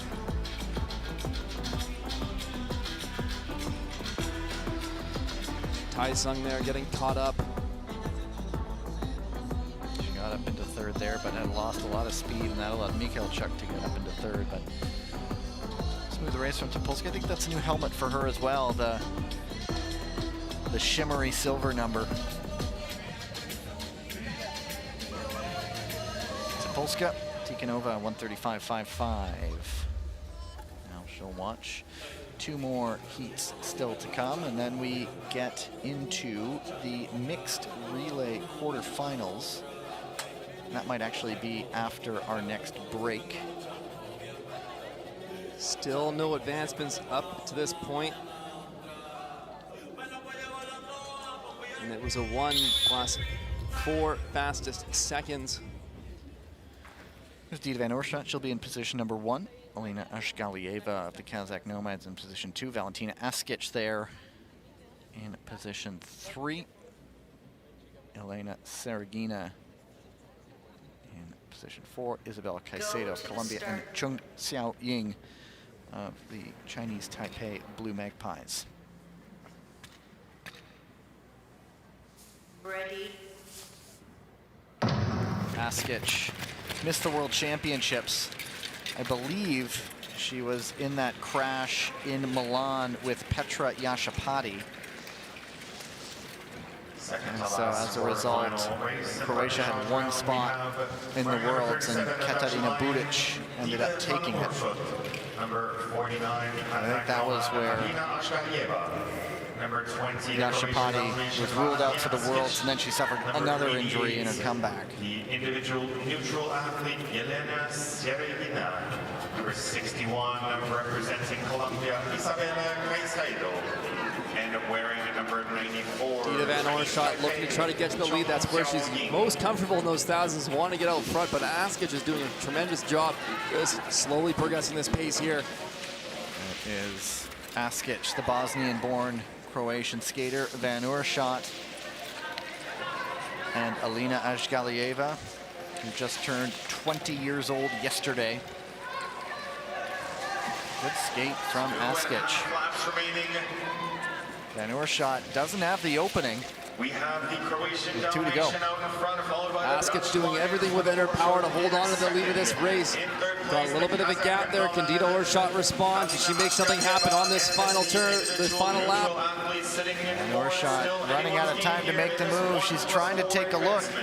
Some good defending by Valentina Askic, and she will take the race. Go into the Repechage semifinals. Nothing is getting reviewed. A good race from the Zagreb resident. It was our second fastest race here, so that time from Dita Van Oerschacht will look good to be one of those 4 fastest seconds. This is an important message for all coaches and team leaders. You must resubmit your mixed relay teams immediately. All coaches must. What's so interesting about the Repechage is that you set up the Repechage semifinal, and so often there's just 1 spot, and it's a free-for-all. But it's so great that those athletes get the opportunity to go through the Repechage, earn entry back into the main event of the World Tour, and also provide some very meaningful races for a lot of other skaters who may not get as much racing if they didn't have the opportunity to do the Repechage.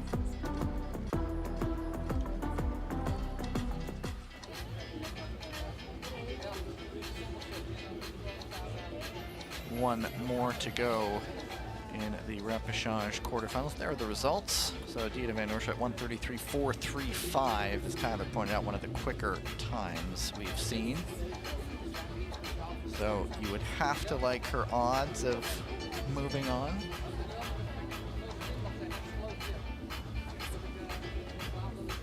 Here's heat number 6, Cameron Lute, the newcomer from the United States, Nicola Mazur, Betty Muska, Svetlana Repetska, Barbara Gakova, and Phoebe Stens, the Olympic hockey bronze medalist.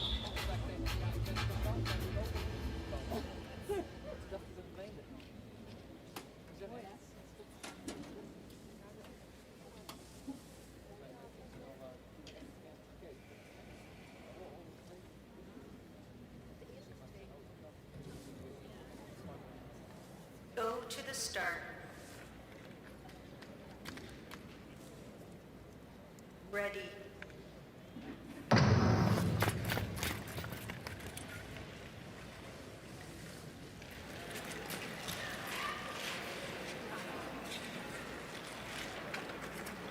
On to the last Lute on the front, quarterfinal race in the women's newcomer to the 1,000 US meters, team. number 102 Took up the sport for the USA after Cameron watching the Lute, number Vancouver 29 from the 2010 Polish Olympics. Hussars, The story with her number is 68 her from the parents sort of German showed her Wolves a of bunch of the sports in USA, rapid succession, and number 96 from the she liked short track, and she picked it. Repechage, number 63 from the Czechia Ice Spiders, Barbara Mazur Kakova, in and wearing second. number 90 from the Swiss Repechage, the native of Kharkiv.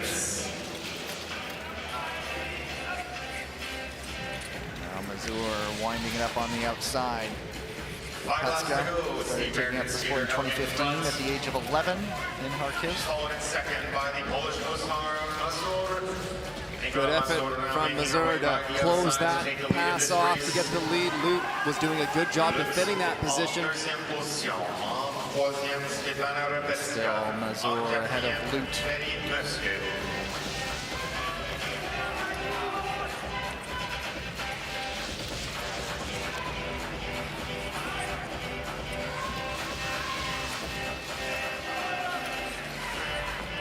Still Mazur leads.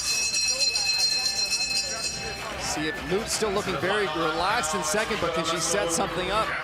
Certainly a taller skater if there's a reach to the line. See how she goes, but Mazur just hung on. Official victory for Nicolas Mazur. Just ahead of Lute. Repechage getting up for third.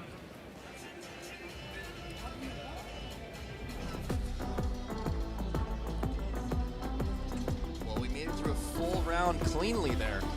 You're right, we did. Everyone behaved themselves. No. I'm just being silly, of course. I know it's not misbehaving. It's that stage of the day where the mind starts to go a little bit. Gavin, it's day one of the World Tour. Yeah, it's still one long day. Don't worry, I'll recover and be back to my normal self tomorrow. As normal as he can be. Good win for Mazur. And the second place time not fast enough to move Lute on through. 36.379, Mazur the only qualifier. And I believe that takes us to our next break as you see the qualifiers.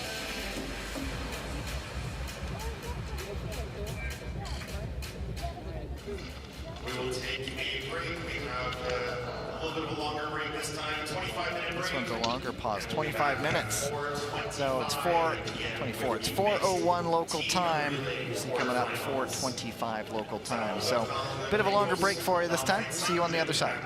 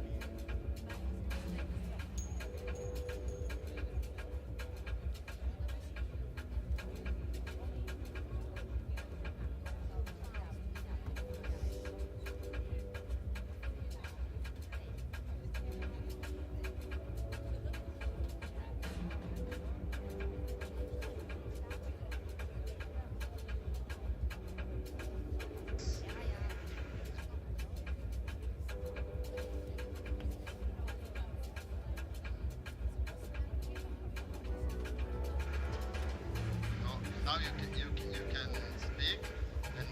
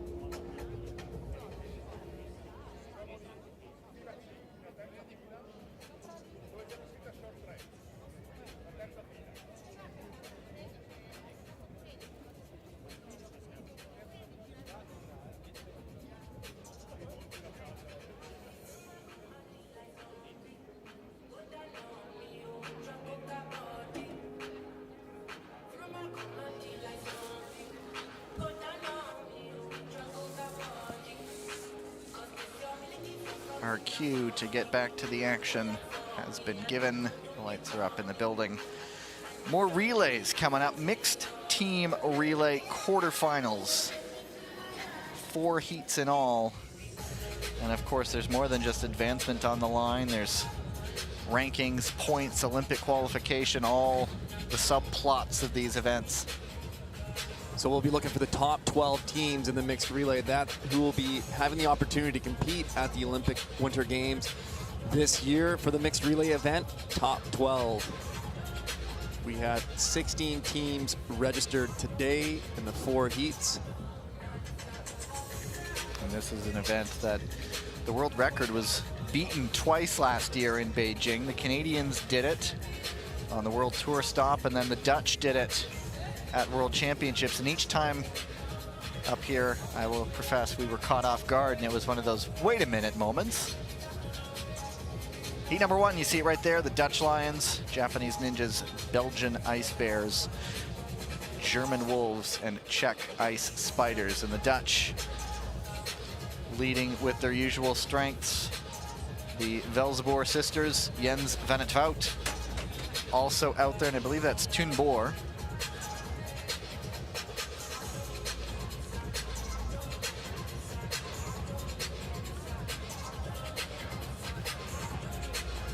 Nakashima Mide, I see, out for the Japanese. Both the Jungs out for the Wolves. Both the Desmets out for the Ice Bears. Tineke Den Dulk also out there, and yeah, Ward Petre assuming a spot. He missed some action last season near the end of the season, picking up an injury, but he's one of their usuals in the mixed relay on one of their men's options. Yoshinaga Kazuki. Hidai Ami to start things off for the Ninjas. It's Michelle Velzeboer, Tineke Den Dulk, Youngbi Jung,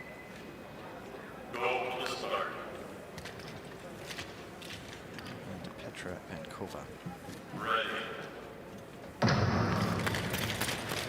One of the things I was proud to spot last year was when they swapped the order of the Velzeboers for the second women's leg, and so now we're always watching for that one as Michelle starting things off. So it's scheduled exchanges, 2.5 laps, and then each skater gets a second turn of 2 laps.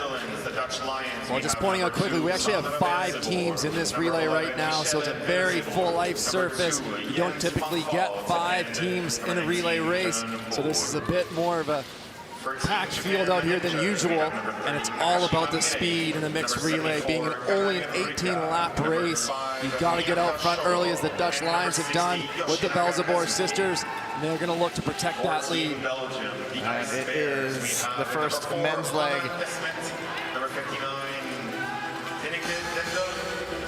It is, I believe, Toon Boer on the front, Yoshinaga Kazuki, and Stan Desmet sitting in third right now. The other 2 teams are off the back. But it is the Dutch just going from strength to strength. Jens van het Wout in for the first time. Hayashi. And the one thing about the mixed relay is there's those set exchanges. You have to follow 2.5 laps for each athlete, followed by 2 laps. You can't diverge unless you have a crash or an incident from that pass or that exchange strategy. The second time through the women's order. And the Roosters have gone down in that corner. Ice Spiders there. Ice Spiders, sorry. And it's Tineke Den Dulk into second for the Ice Bears. And now that'll allow Hanna Desmet open ice to perhaps try to close down the Dutch Lions in front. But that's a tall order when it's Sandra Velzeboer. Desmet losing a little bit of footing on that exit. Not able to put a gap onto the Ninja team. As they lead this race with 4 laps to go now. And it is Boer in. The Dutch were the winners in World Cup #1 or World Tour #1 in Montreal. 3 wins on World Tour last season in the mixed relay. And they just have so many options to choose from. The Ninja's able to get back into second position there. The critical final laps of this race. Yatashogo, he's going to be fighting off Stan Desmet. And 1 to go. It's coming up to a lapped skater, but very easy. It's going to be the race for second. And who is it going to be? It's the lunge. Who takes it? I don't even know. I think Desmet maybe, but that one is incredibly close all the while. Jens van het Vout and the Dutch Lions take it. Fortunately, 2 skaters crashed, but they seem to be both okay. Well, Stan Desmet used his long legs to the fullest. I think he was able to get Mieta Shogo there at the line. We're going to have to go back and watch. Top 2 teams qualify for the semis, and they are reviewing that finish, of course. Well, you have to finish in control. So we'll be watching that because we saw that as Stan Desmet was lunging for that line, was maybe a little bit uncontrolled. We'll wait to see the replay and the officials call. So long as kind of you're in control as you cross, whatever happens afterward can sort of be whatever. And it was the race for second that we were all watching. Easy for the Lions, and then watch out behind. Desmet, yeah, I mean, he stuck the leg out in the back. Trailing leg did come down, so it'll all be up to how that is interpreted. There it is. And now that's the question, is that in control? They won by 1/10 of a second.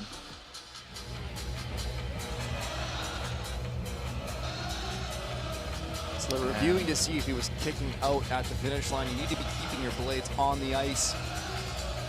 We are down to the ice. Penalty, Team Belgium. There you have it. So the Belgians are punished. That is not in control. That trailing leg, he was off balance going to the line. There's a look right there. Kicking out at the finish line is the ruling. Well, you see that back foot coming up. They don't like to see that. It's a dangerous action as you're crossing the finish line, having those blades come off the ice. They want to see the blades in contact with the ice. So the Ninjas going second. They picked up 2 bronze medals on World Tour last season. They are heading to the quarterfinals. Or sorry, semifinals.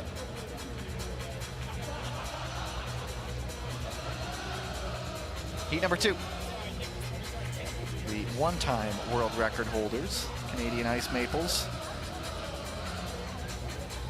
The Polish Hussars, the Hungarian Falcons, and the British Royals, pardon me, British Lions.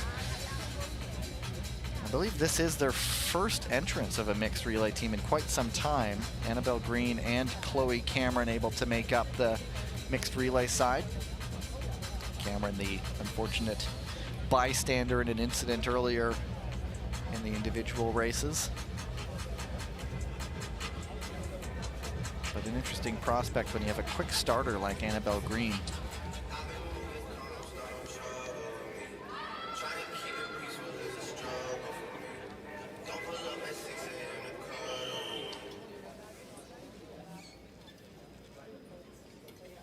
So the Canadians also, of course, world champions. And the Hussars, bronze medalist. So 2/3 of our podium racing here from the podium at World Championships, racing in this quarterfinal race.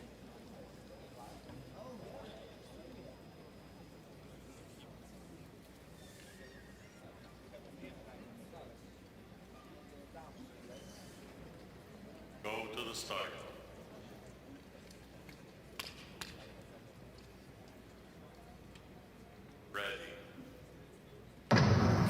Courtney Saroux starting for the Canadians.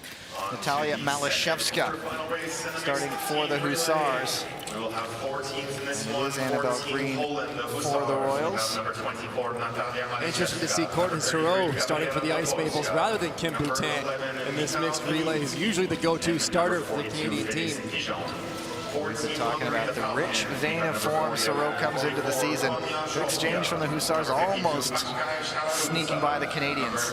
45, Yasapati Petter, and number 48,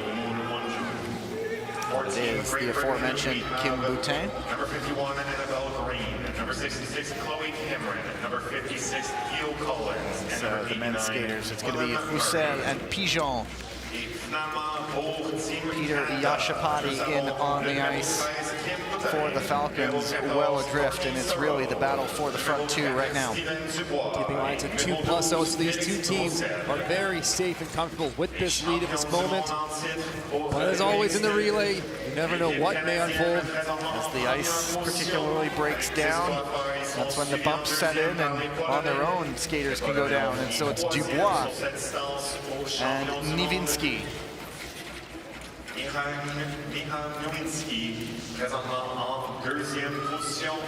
Really is far and away these two right now. Siro, Malashevska back in for the second time. Natalia Malashevska, elite sprinter as well. Malashevska's doing a terrific job keeping the Polish Hussar in touch with the Ice Maples. A little bit of the gap extending now. And it is Boutin back in, leading the way for the Canadians. Not a bad option, as Tyler mentioned, usually the starter. One of the quickest starters in the world, along with Sandra Velzebor. Now taking a look for second. Not there just yet. Niewinski, Husel, nothing separating these two at the moment. All it's going to take is just a little hiccup.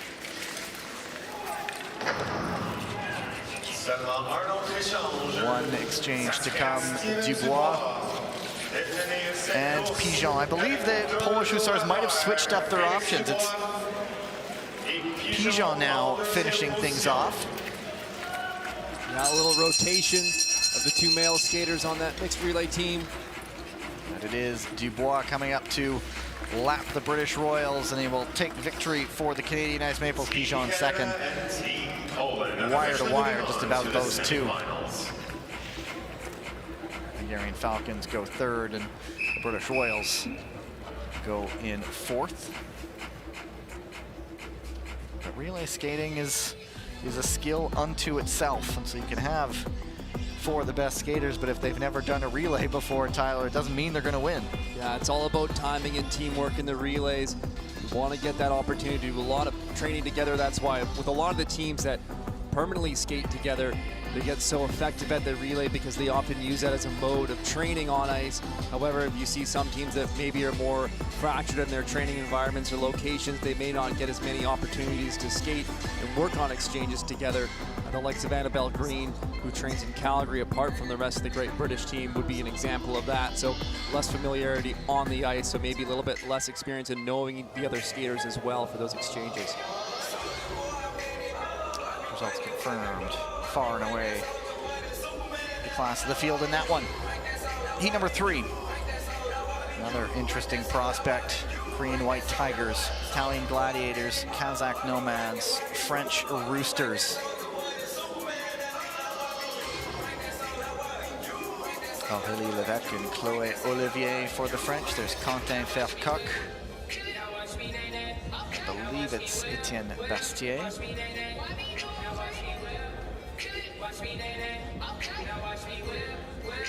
Hwang Dae-hyun on the ice. Jaemin John also there.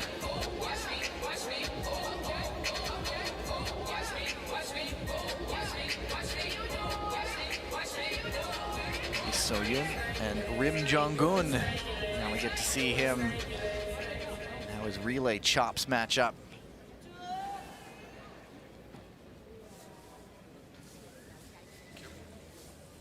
Thomas Natalini, Ariana Fontana, Gloria Iodiatti, and Pietro Sigo. Go to the start.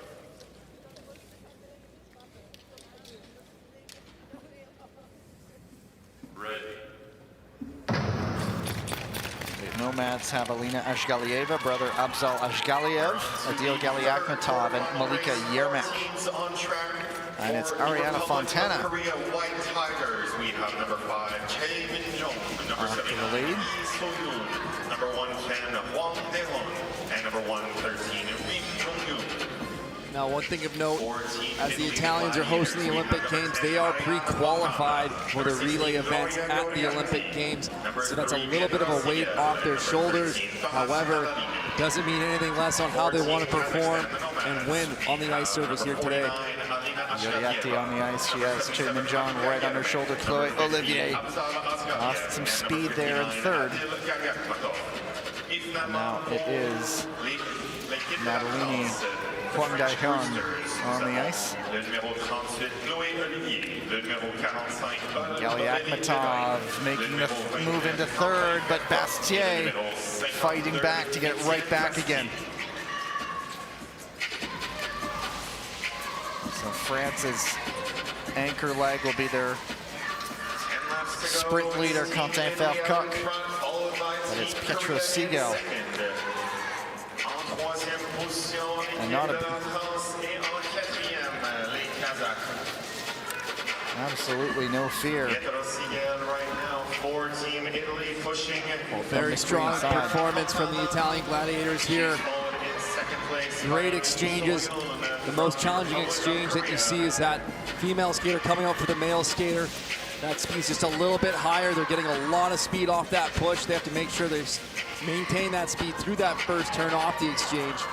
Yoriati, Choi Min-jong, the French and the Kazakhs are able to close it back up.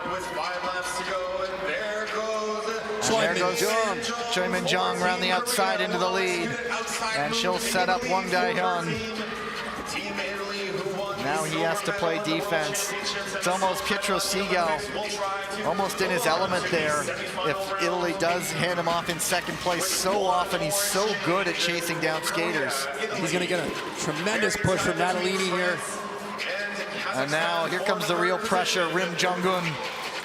He just has Pietro Segal bearing down on him. How does he handle this pressure? Well, we just saw these two go toe-to-toe in the 1,500 meters. Segal then gets the inside pass.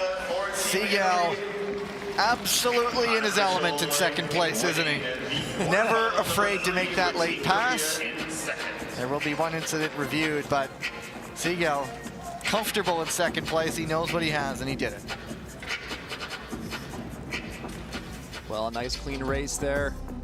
Teams keeping it all in check, not blowing apart too badly at all.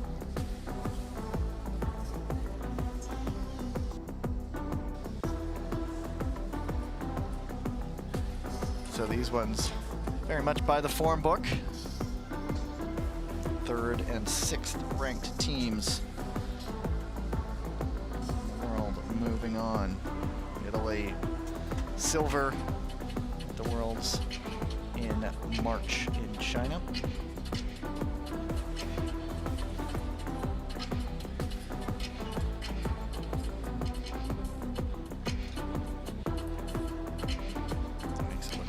Doesn't he?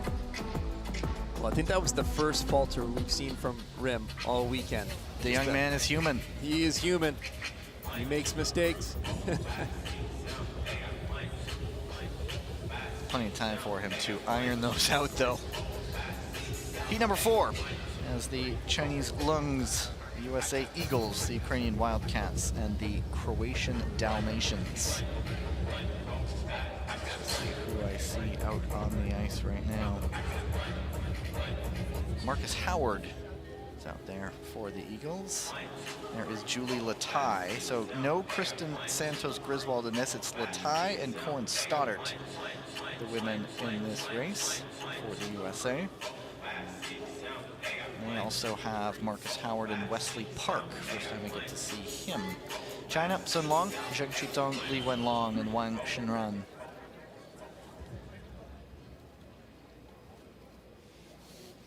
Katarina Budic, Valentina Askic. The automatic choices is the two women from the Croatian Dalmatians here. Elizaveta Sidorko leading things off. Go to the start. For the Wildcats. Red.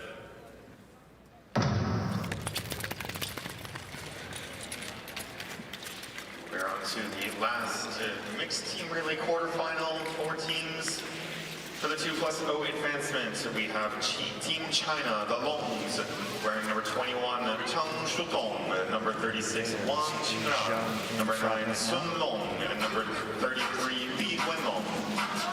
Team USA, the Eagles, Wang number 3, coming in. Stoddart, a little bit of work to do. 149, Marcus Howard, and number 151, Wesley Park. Beautiful inside pass from Corey Stoddard there. So smooth. Always so stoic on the ice. Something of a cerebral assassin out there. And number 147, And he just has Sun Long bearing down on him. The Ice Spiders. We have number 20, Valentina Askic. Park very relaxed in these laps right here. Katarina Buric, number 35, Martin Golens, and number 84, Marcus Ivan Howard. Martinic. Wildcats are down in this corner. Hyundai looking for the tag up. To go is the Chinese Longs out in front. It's They're not there. In second by the USA Eagles, currently sitting in third. And now he gets an exchange belatedly from Sidorko. Anyway, at the front, we'll get the women in for the second time. Right now it's the Lungs and the Eagles, 1 and 2. Zhejiang, it is Latai, Boston, Massachusetts. 6 laps to go. Corey started with a little bit of work to do to try to close this gap down on the Chinese Lungs.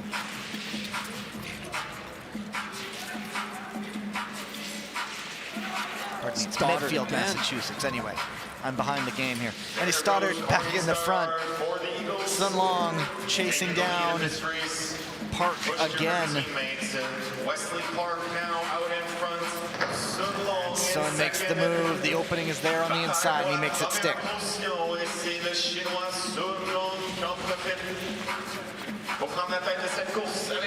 Well drilled. Oh, Marcus Howard just holding on there in that corner. Marcus Howard in second. Perhaps the ice condition is getting away from them a little bit. There's a lot of wobbles on that corner. That's been the corner of the day, I think. There's always one that seems to lose it a little bit, but a good win for the Chinese Lungs.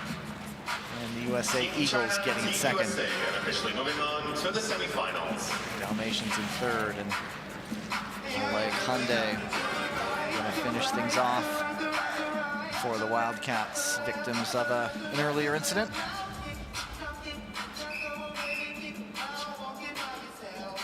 But he was pushing anyway. He's going for time there, isn't he? Well, this is 2+, although no time advancements. But I'm looking at potential ranking, if that might factor in at all. Well, I think we'll go back. We'll have a semifinal to go to the C and D later. Right, of course. There are the ranking races. I forgot that. We didn't do those last year. No. In my defense. That's part of the change in format on the Olympic season, because we have to get rankings for all teams so that they can properly attribute points to each team in order to determine that top 12 ranking for the game selection. And so we will have one ranking race for the women's relay. That will end the day today. So we'll get back into the swing of that.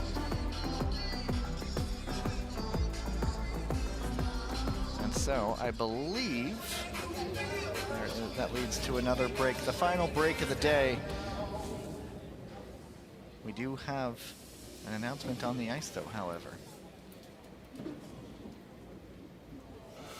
Penalty, Team Ukraine. And there you go. I think it might have been done with their exchange, which Yeah, they it was got a little exchange confused or a on. flaw there that they missed out on. There you go, an illegal exchange. So there was the incident, and Hyundai didn't get tagged, and this was it. Sidorko goes and tags up, but you can't switch it back up from man to woman, is my understanding of it. Impeding the race, entering an exchange. Sorry, that was an earlier incident. Anyway, I'm on the right page now. One more break to come. And that will take us, as you see, who has qualified for the mixed relay semis. On the other side, repechage heats for the men's 500 meters. And then finally, the ranking race, the ranking final for the women's 3,000 meter relay. That time, 5:04 p.m. local time, is about 16 minutes from now. So one more break. See you on the other side.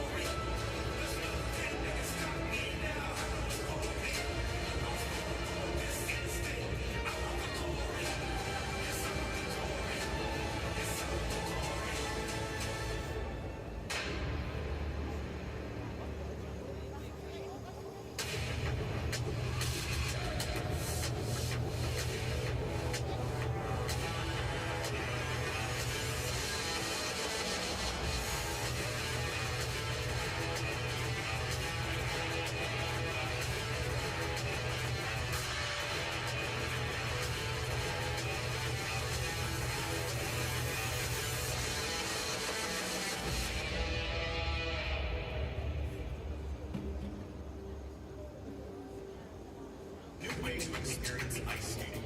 Introducing the new ISUN. Your all-in-one mobile app for the home of skating.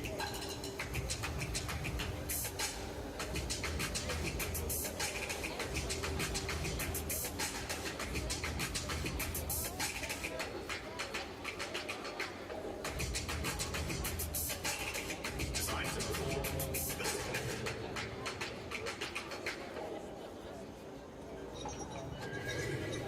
人为什么会相信自然？不是因为自然有答案，是因为自然能让人放下问题。贴近自然，自然而然。吕伯结合，一起奔入自然。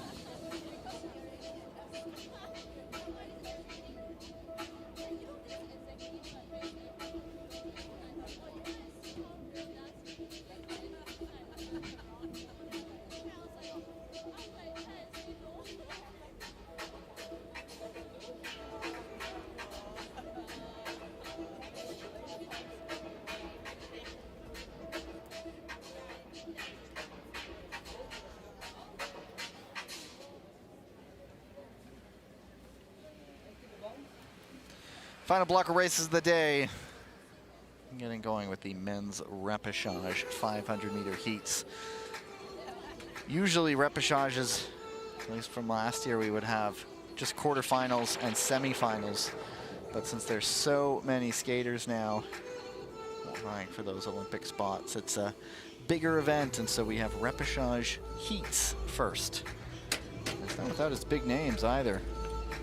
Position number 1 will be Miyata Shogo, the Japanese ninjas. There's a look at Linus Risnes of the Norwegian Vikings. There's also Lucas Wareham, Australian Racing Ruse, Kwon Sung Min of the USA Eagles, and Jonas Hammermuller of the German Wolves.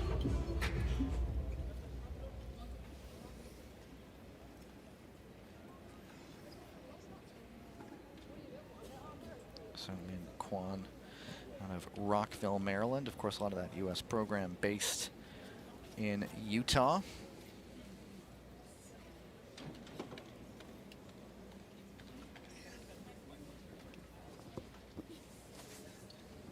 Go to the start.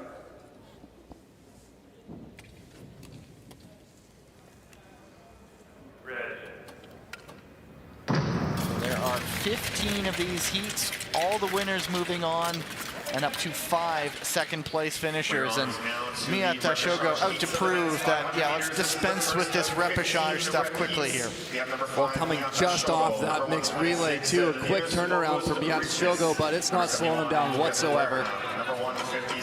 Not going to risk anything at all. He knows how quick he is, and he's just pulling away so quickly. And he'll just try to stay out of any self-inflicted drama.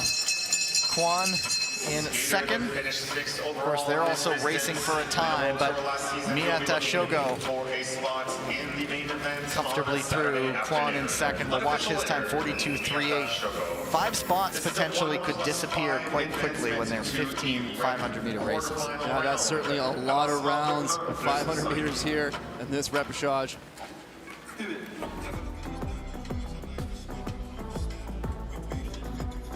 From the very offing.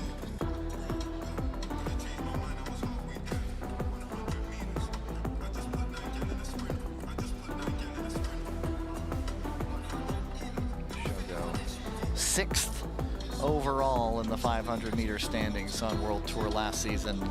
Kind of showing it right there as the class of the field. Clean race, though, to open things up.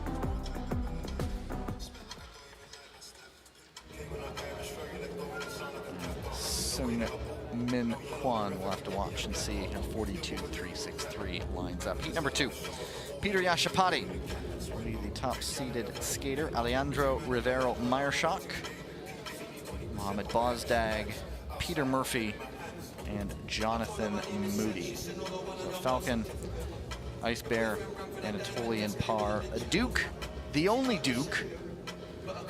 They call themselves the Luxembourg Dukes, but there's only one. But maybe there'll be more one day. In the Grand Duchy of Luxembourg, and then Jonathan Moody, the British Royal.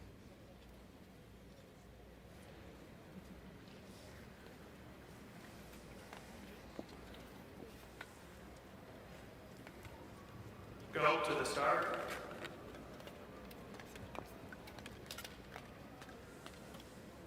Ready. Nice burst of pace from Moody out of position 5. Kind of get hung up behind Rivero Meyerschach, but going from 5th to 3rd is okay too. Number 76, Alejandro Rivero Meyerschach. Number 38, Mohamed Bostag. Number 118, Peter Murphy. And number 88, Jonathan Doing well Moody. off the front, but Rivero Meyerschach not far behind, inside 2 to go. And down goes Yashapati. Well, that opens up an opportunity. We'll see if Bozdag can try to track down Rivero here the final lap of this race. He's closing the gap, but it may be too late. Watch for the line. He is closing it up. Can Rivero Meyerschach hang on? Only just. Yes, he can. Unfortunate for Yashapati. He had that race by the scruff of the neck. But again, that side, that one little area, I think it was self-imposed. Nothing's getting reviewed, so unfortunate for him. Well, we'll watch and see the replay here, try to identify what went wrong for Yashipati in that corner. Another look at that nice clean start. Here's a look at that corner. Good entry, left foot coming down, just missing the footing, maybe a little bit booting out there as he put that left foot down on the ice. And Rivero Meyerschach gets the cue next to him. It's a little bit slower than the first heat. Where's Miata? Well off in front. This is the second place time. Kwans is still slightly faster, 42.636 of the two heats. The American skaters in control of that one right now. Heat number 3. Martin Kolench of the Croatian Dalmatians, Daniel Ibog of the Uzbekistan Cobras, Sean McAnuff, the Irish Wolfhounds, Eklavya Jagal of the Indian Maharajas, again, the only Maharaja, and Sui Shin of the Hong Kong Ice Chilins.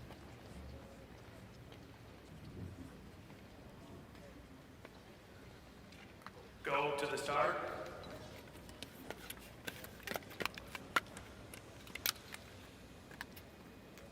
Ready.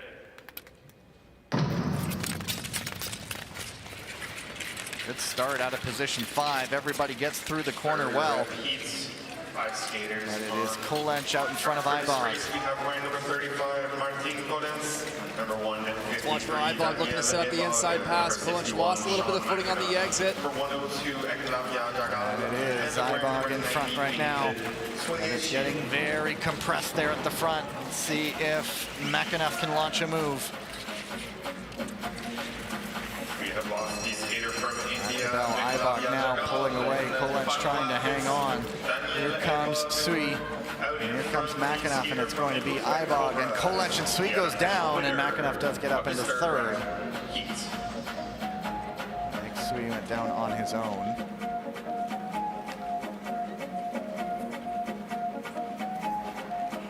Saw Ibog looking up at the board to see his finishing time and shaking his head. A little bit of disappointment there. I think he was hoping for a faster time. Again, looking to the next round, once you know you're qualifying through, you're hoping that you have one of the faster times to secure a better position on that start line.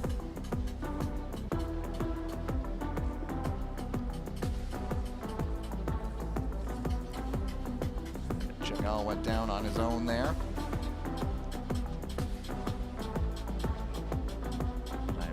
Claiming victory. We'll see. Kolench with a 42.723, so that is the slowest of the 3 second place times right now. And so now we're going to start to see those positions disappear with 15 heats and only maximum 5 second places. Ibog knows he is through.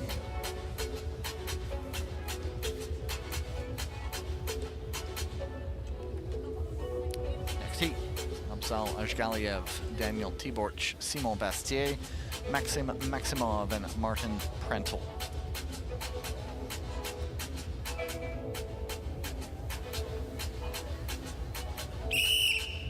Ashgaliev would be the consensus pick, that seeded skater in the race, sort of well above all the others, but as we've seen, being in front does not mean you're going to win.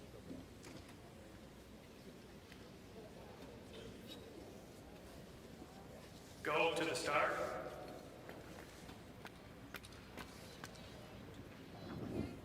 Ready.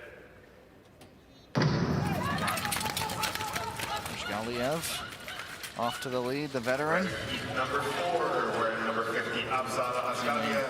Number 101, 33 back in June. It's in Astana. Number 82, Maxim Maximov. Bastier with a move up into third, but this is Ashgaliev going away. Tiborch trying to hang on. It's the Kazakh nomad, Abzal Ashgaliev. Well, Ashgaliev has really set himself apart from the field here. He's putting it on cruise control.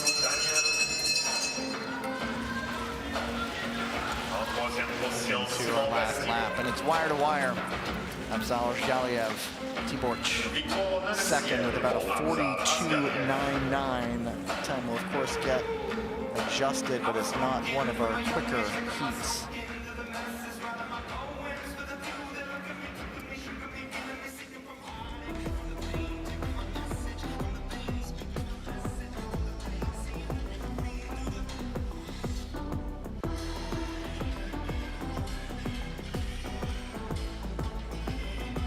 Just doing the job there, getting through it comfortably in front. Is Abzal Galiev, one of the guys who's been around for a while now.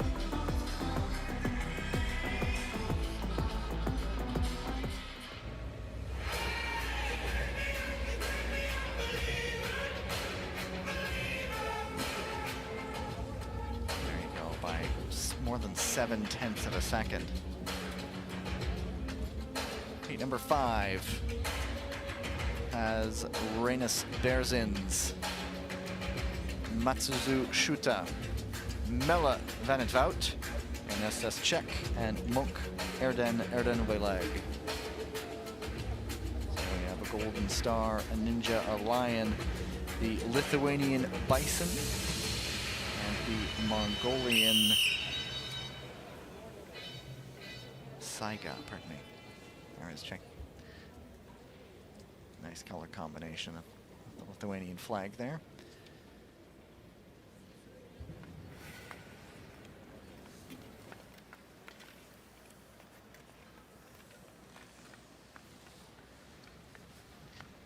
Go to the start. Ready.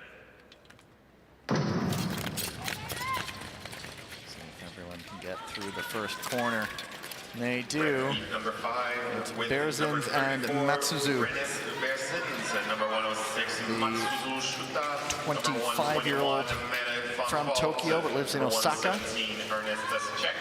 Now Van Wout looking to go up the inside of Matsuzu. Shoulder to shoulder there, bumping Matsuzu out.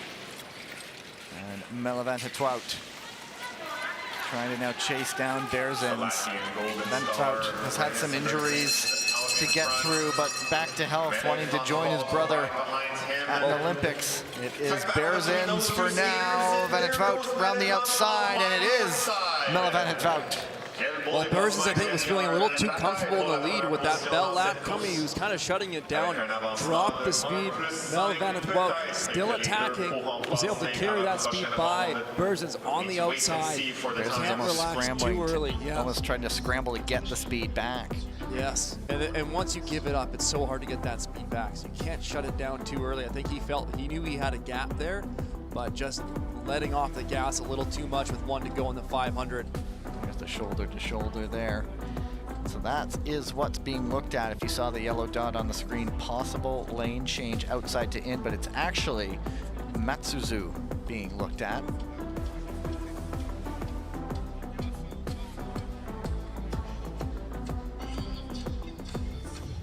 Berzins' time is about a 42.676.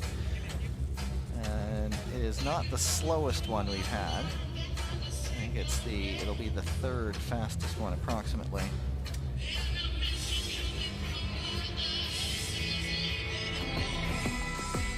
There's a look. So Van het Wout looks like he's through. But Shuta perhaps changing lane. We'll get that angle after they look at it, of course. Here's a bit of a better look. Looking to see if there's a lane change there. Maybe that double right pump there. Looked at the shoulder leaning over.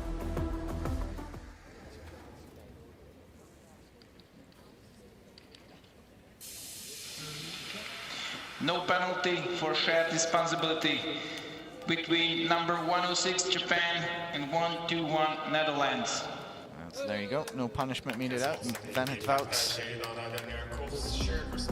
does stand. So shoulder responsibility, shared responsibility is you're both equally responsible. Exactly.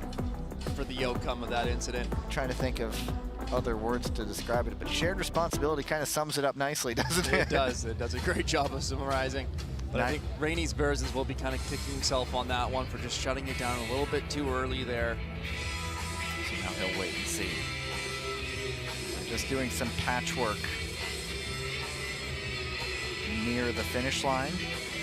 They haven't had to do many patch jobs just yet.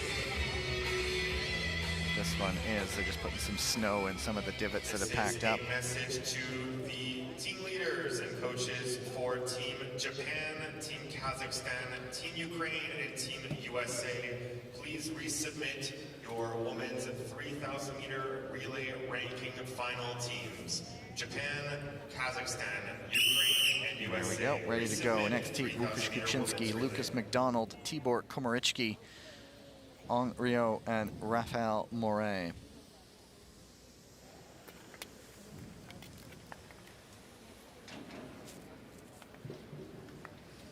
Go to the start.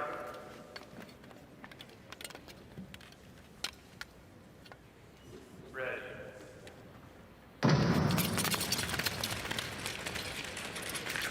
Komarichki almost moved up a spot off the line, but McDonald held him off, but that's allowed Łukasz Kuczynski clear air in front of him and clear air behind. Well, it's so great when you can win that start at the corner, the skaters behind you jockeying for position, allows you the opportunity to skate freely and really create some separation between yourself and the rest of the pack. And that's what Łukasz Kuczynski's done right there. Closing back up there.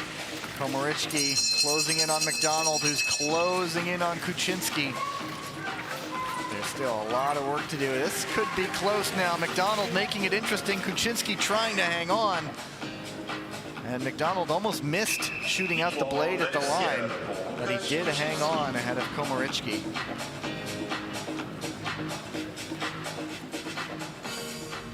.42.68 approximately for McDonald. And so a lot of the heats, those second place times, are in the 42.6 range and could come down to hundredths or even thousandths of a second.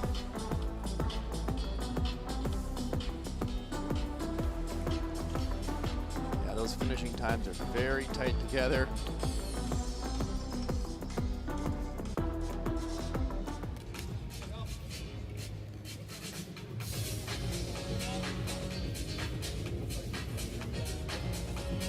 Still 9 more heats to go.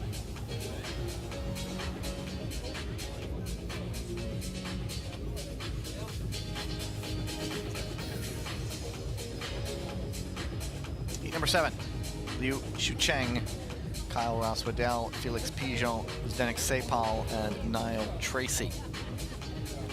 So some pretty heavy hitters in this one, and it'll be a skater who does not have a world ranking who gets position 1. There he is, Hong Kong Ice Chilean skater.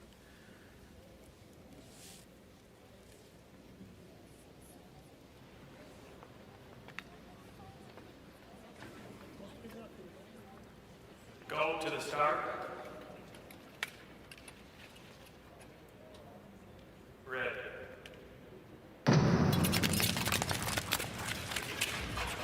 And it is Ross-Waddell into the corner first. Pigeon able to make his way around into second. Niall Tracy really suited. The 1,000 is his favorite event, but now here comes Pigeon up the inside. Well, Niall Tracy closing in fast on these lead skaters. Pigeon just trying to build up a gap here. There is an instant that is going to get a review. Ross-Waddell is struggling to maintain his balance there, as is Tracy around that corner, and all the while, Felix Pigeon just keeps the blades down and takes the win. Now it's a second place, a 42.54 for Niall Tracy, and so that is ahead of a number of second place times. The second fastest second place time we've seen of the first 7 heats. Still 8 more heats to go.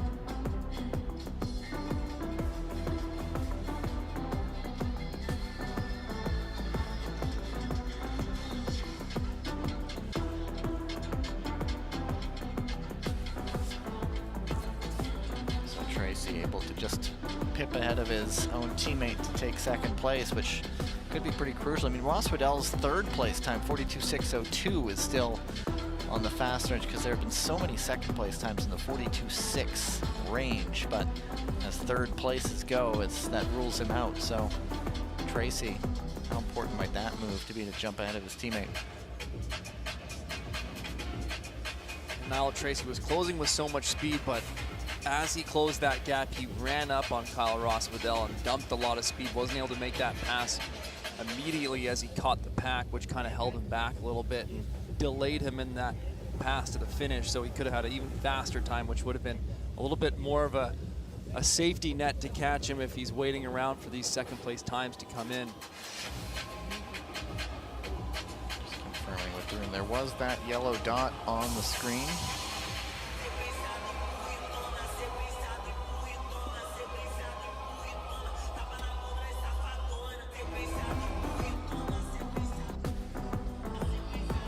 Possible inside skater failure to give way.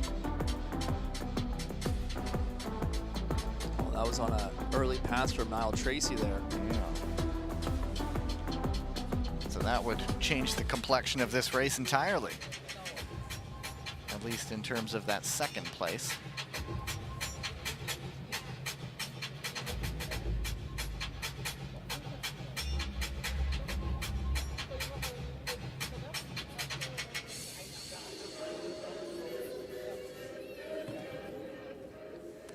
So to the ice we go.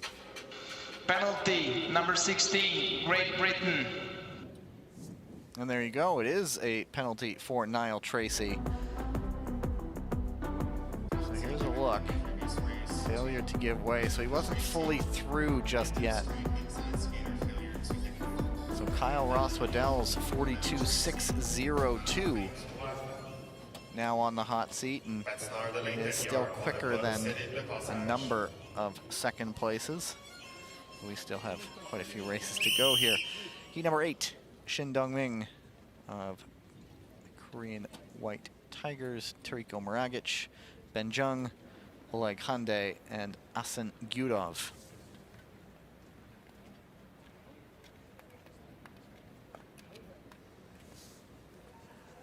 Go to the start.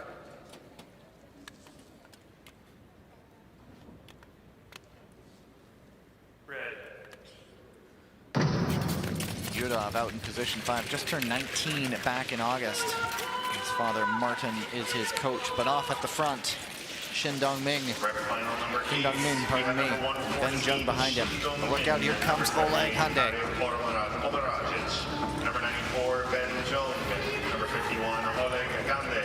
And number 80, Asen Oleg Hande doing a good job closing this gap down behind Ben Jung. All three skaters tight together. Oleg Hande jumping up the inside. Well executed pass.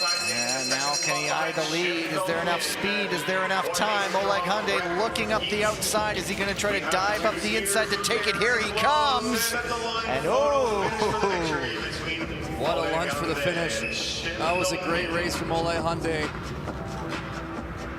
It is going to be going to that photo. It was a quick one, too. I think he might have it. It's going to go very much to a photo, but even Ben Jung in third, he was sub 42. So that might be one of, if not the fastest second place times, whoever has it, Shin or Hande. Well, Hande did a terrific job going to this last corner by setting up wide, building that speed so he could carry it hook tight on the exit and give himself a chance to win this race at the finish. And there it is, he does, 0.003 of a second. Wow. Nice race by Hande. There's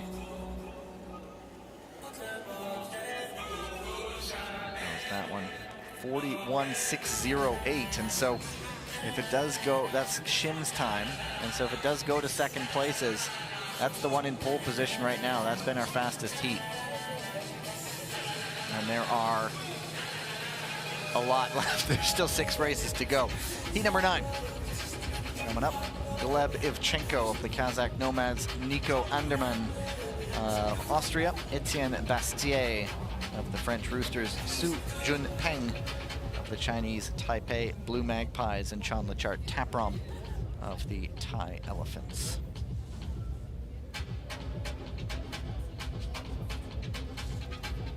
There is Repechage.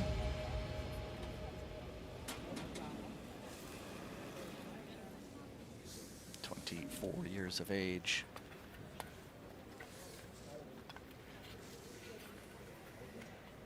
Go to the start.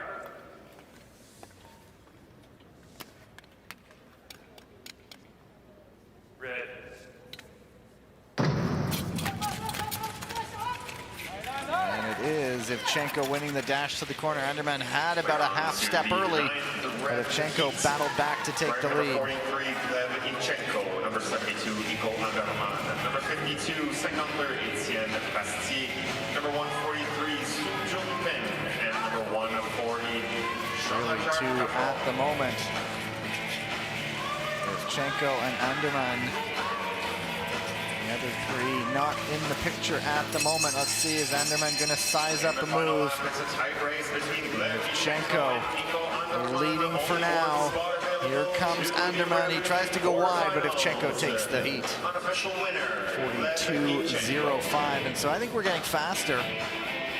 That was a low 42, potentially 42.05 for Anderman. 42.041 is the official time.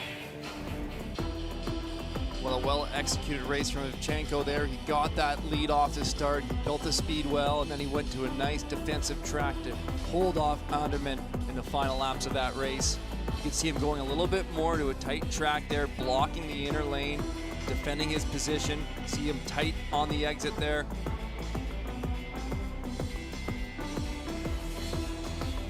Anderman, 26 years old, from Vienna. Best result individually was an 11th in 1,000 meters in Salt Lake City way back in 1999. Wait a minute, not 1999. He would have just born that year. I wrote down the wrong year. Anyway, I think 2019. Anyway, heat number 10, Liu Jianchuo, Ivan Donchev, Denis Irapetian, Ivan Martinic, and Jakub Karabin. A nice chill-in, a king, cobra, a Dalmatian, and an ice deer.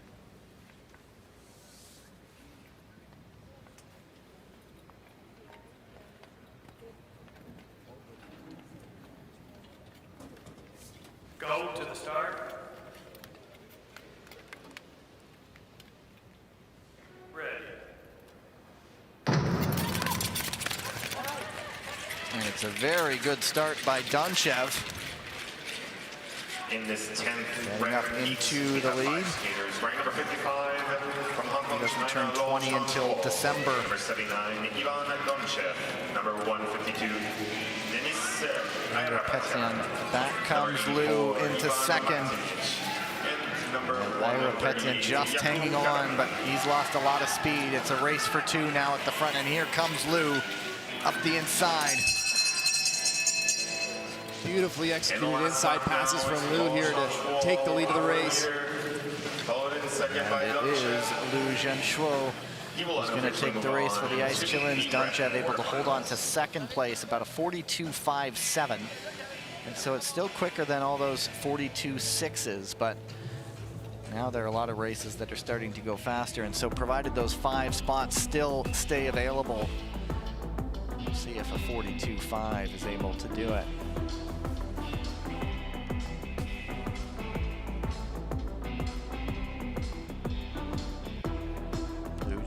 Patiently meandering his way through from third to second and ultimately to the front.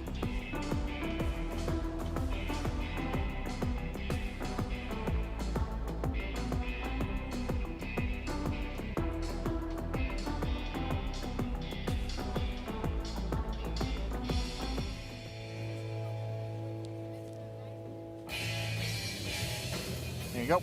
42.558 is Donchev's time in second. Liu takes the heat.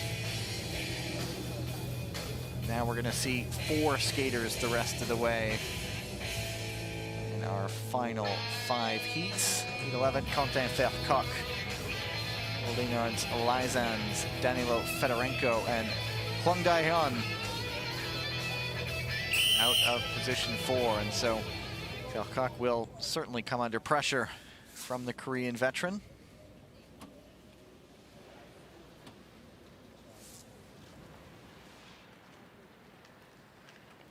Go to the start. Red. And it's a good start, almost. Lizan's able to jump ahead of Philcock, but a good recovery from Philcock to take the lead. Hwang into third.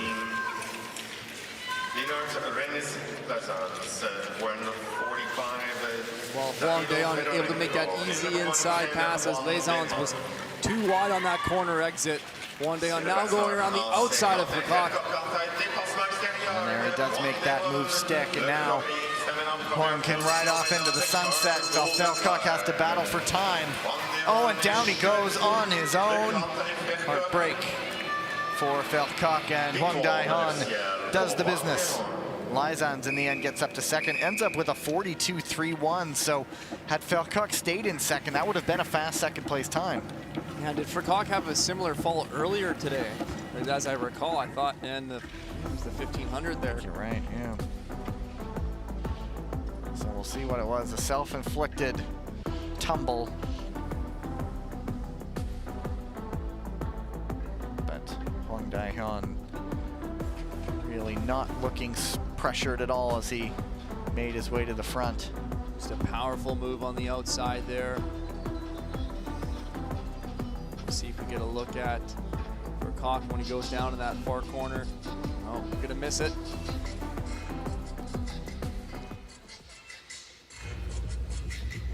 .41.431 from Hwang, 42.3 from Lizans.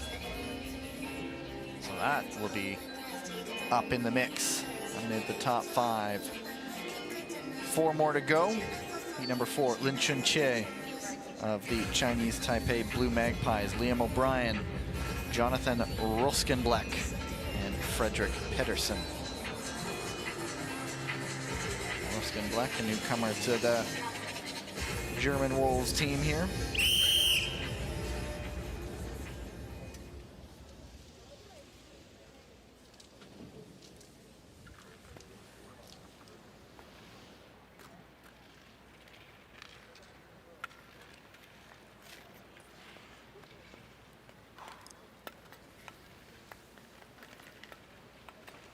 Go to the start.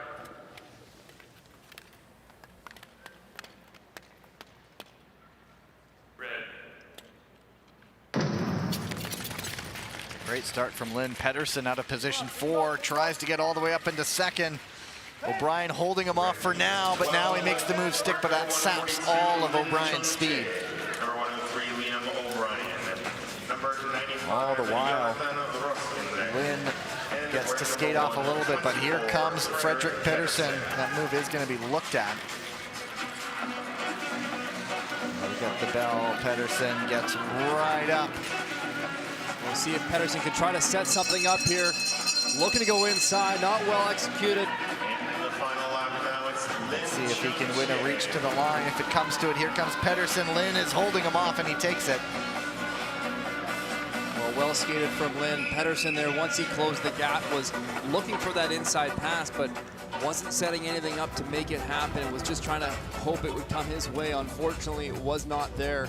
That green dot in the corner means there was that review, but it was cleared. And so no discipline forthcoming. So a good win for Lin Chun-che ahead of Frederick Pedersen.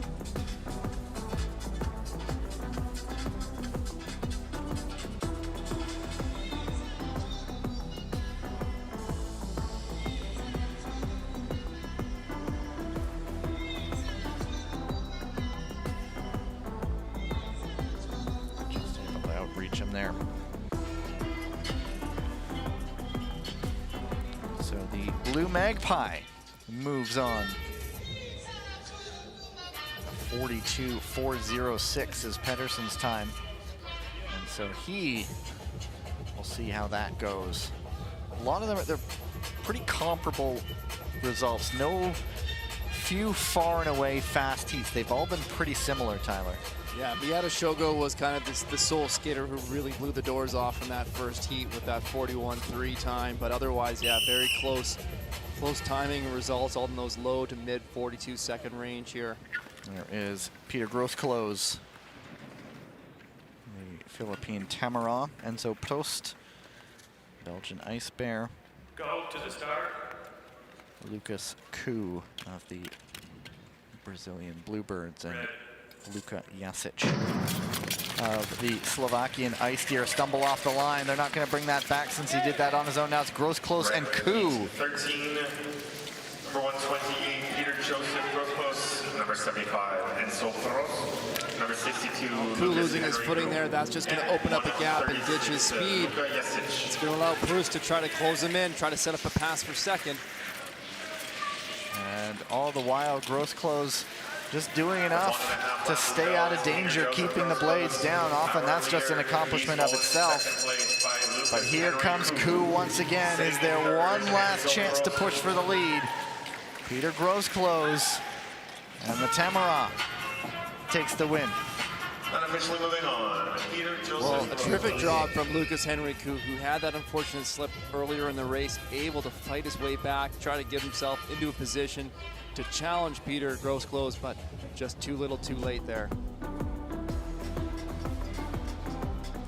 Unfortunate for Jasic to just almost lose the race right off the start. So Koo's time in second is a 42.493.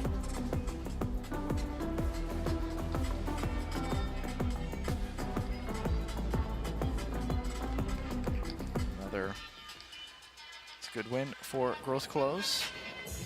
And yeah, so now we're going to start to see the times not being good enough. So there's no clock next to Koo's time, so 42.493 is not enough. 2 heats to go.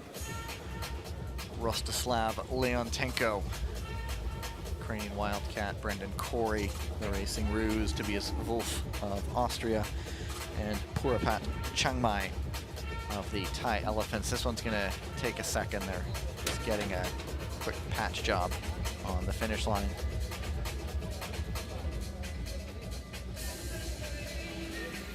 Finish line tends to get really scratched up in those 500-meter races. Well, as the skaters shoot for that line, right, we often see the toe come up, the heel dragging into the ice, creating those ruts around the finish area. You're going to patch those up, make sure as the skater is getting down the straightaway, they're not catching those ruts mid-race. There's Wolf, there is Chiangmai. Wolf and Feldbach. Austria now lives in Weiss. Was a 2020 Youth Winter Olympian. He's also done some long track, and it's an exact science. Match repair. Here's some water. Pour it in there. It does enough, though. Yeah. It's very simple science. They don't seem to be getting the fire extinguisher out, which is another way to help freeze it a little bit quicker. I've not seen it yet.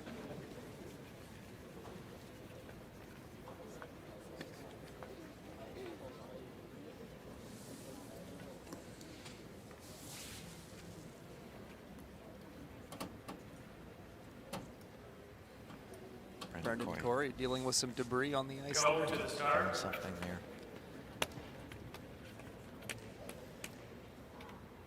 Red. And it is Corey out of position 2. He is the top-seeded skater in this race here. Great start from Corey to get around Leontenko off that start and get some clear ice in front of him. 54 from Austria, Tobias Wolf, and 139 to the Thai Elephants. Leontenko in second. This is Corey's real race to lose. Skater currently our leader. Smooth operator there at the front. Just managing thing, a quick check behind. Take one more quick little glance, and I think wire to wire for Corey. It's a race for second, but Leontenko with a 42.31. Brendan Corey.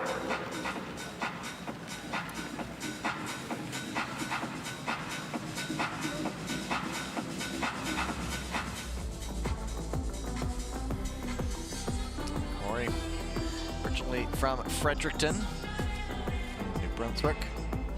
Now lives in Melbourne, and I think a lot of his off-season was actually spent in Australia. He then did go to do some training in Borneo, but I think he kept his off-season escapes domestic. Is he working in the family gold mine or what? I did not see that, but you bring up that point, and his family did his work in that industry. Maternal grandparents developed a gold mine in Australia. His mother went to grade school in Australia. He joined after a concussion while training with the Canadian program. He was asked if he wanted to take a look over there, and he said sure. Heat number 15, the last of the repechage heats. Kate Hausman, Moon Won Jun, Mika Klevstuen, and Lai Tsai Huan Chen. Well, Moon Won Jun's, carrying some confidence through today. He's had some great races already.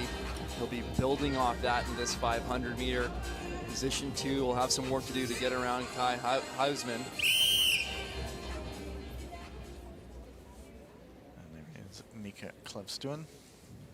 We have seen Hedvig Hilda, who was in a crash earlier. There was a picture. She did get some mild eye damage from a blade there, but tribute to the glasses that kept her safe.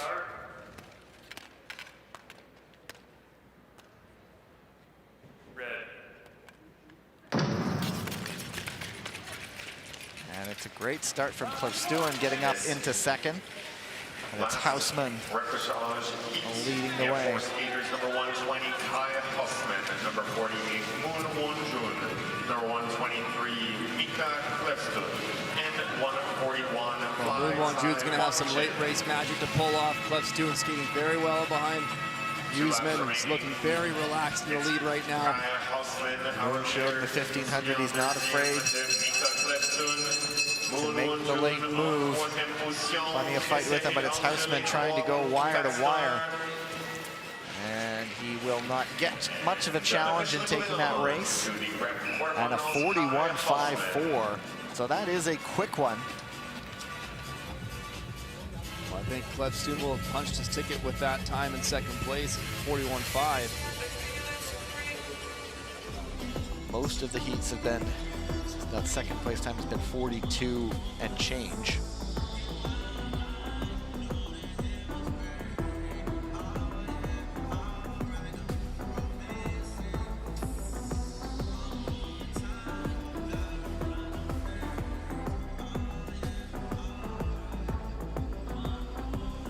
And he will go through. Nothing's getting reviewed there. We'll see, there is a little Q next to Klevstuen's name. And so the second place qualifiers, Klevstuen, Leontenko, Lyzans, Anderman, Shin, and that's it.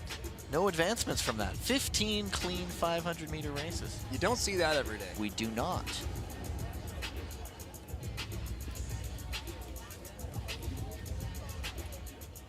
There you go, 42.301.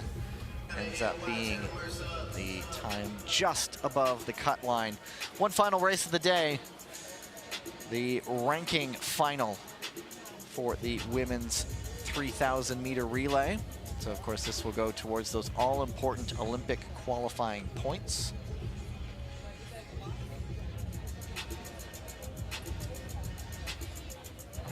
There you have it, the Nomads, the Eagles, the Wildcats, and the Ninjas.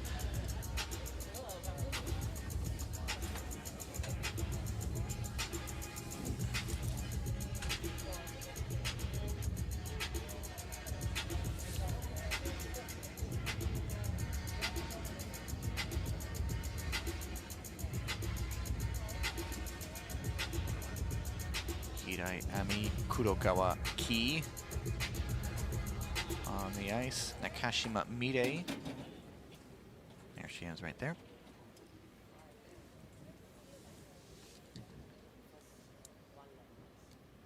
And Kanai Rika.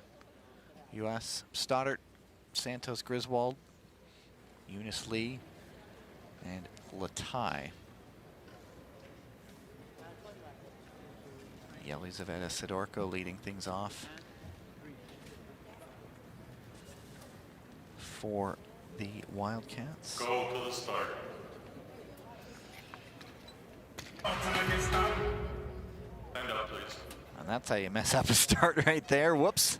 Someone hit play by accident. Go to the start.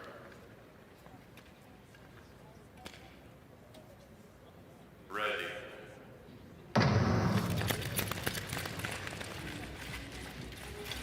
And it is Stoddard. Interesting, Tyler, showing just how important these points are. And normally in a ranking race, you might not see the likes of Santos, Griswold, or Stoddard, but they're going with the big guns here. Yeah, they're going to be looking to secure that 9th place finish in this relay to help get a few more points to position their team better to qualify. Again, it's the top 8 teams that will qualify for the Olympic Winter Games in Milano Cortina.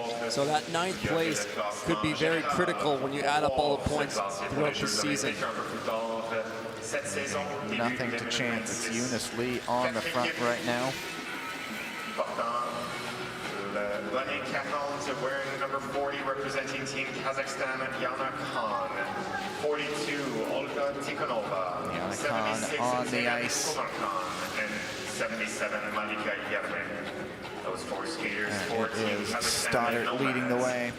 4 Team USA. Ami as the starters are back on the ice for the Ninjas. Yelizaveta Sidorko at the back.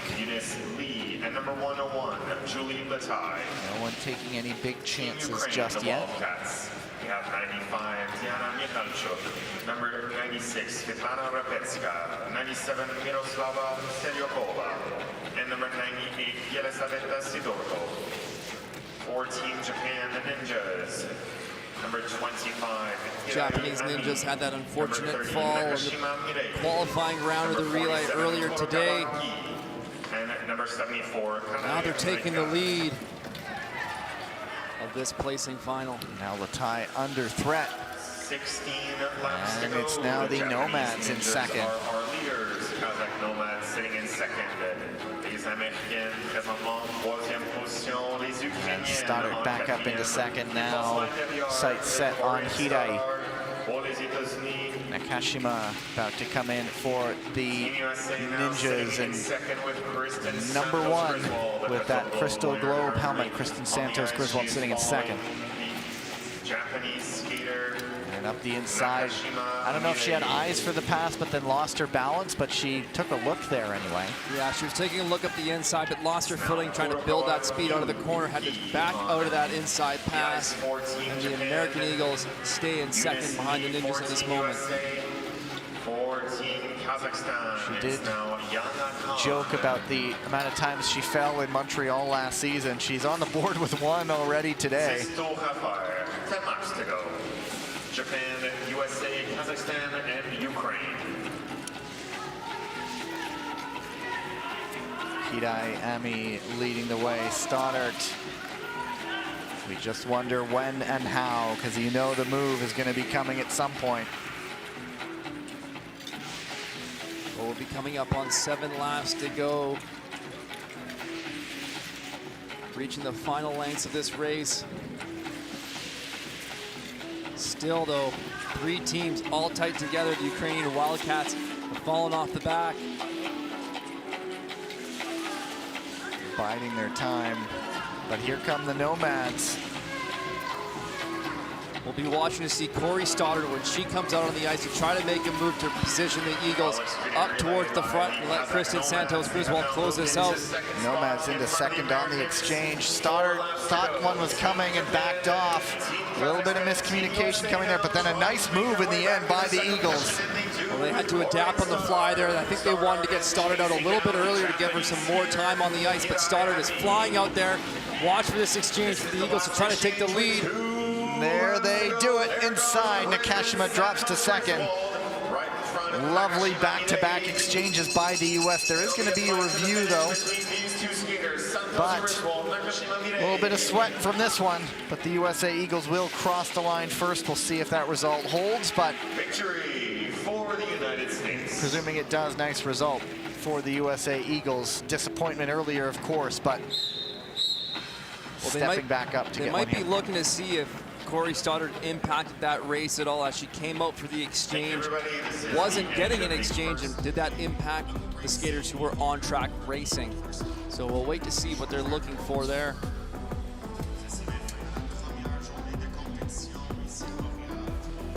So there it is, skater on the track causing obstruction. So inactive skater, so that would be Corey Stoddard, who was not actively in the race, looking to come out for exchange. That was not made, and did that impede the skaters on track and obstruct their race. This was the move for the lead, the one that she sort of aborted in the end. So I think the strategy of the Eagles was to get Corey Stoddard and have her do 2 laps there prior to exchanging with Kristen Santos. But as she went to get out on the track, the pass opportunity, the exchange opportunity rather, just wasn't there. But that led to a possible obstruction. So we'll wait to see if there was one, but we haven't got the review of that on our replay here. Haven't seen it just yet. So you see what we see when it comes to the replays. In the end, the result holds. I mean, my initial thought was she was just on the inside and almost it went by her, and I don't... She did come out onto the track, but she didn't make any obstruction or impede the race. So that's it. That's day 1. Tyler, normally we're used to 1 qualifying day, but we're getting 2. But I guess we need all the practice we can get backing into this one. Solid day on day 1, but we will sign things off for today, if you don't mind. Yeah, well, I have your approval. I have your approval. Great start to the World Tour here. Lots at stake. Again, we've been talking about it. We'll continue to talk about the qualification process these athletes are going through to not only, you know, what's going on with the World Tour, but the race within the race is happening to qualify for the Olympic Games. And so ends qualifying day 1. We'll be back with you the same time tomorrow, 9:30 Eastern time here in Montreal. Confirm with your own time zone accordingly to see how that fits. But until then, I'm Gavin Day on behalf of the entire crew and Tyler Dara here joining me in the booth. Until tomorrow, goodbye.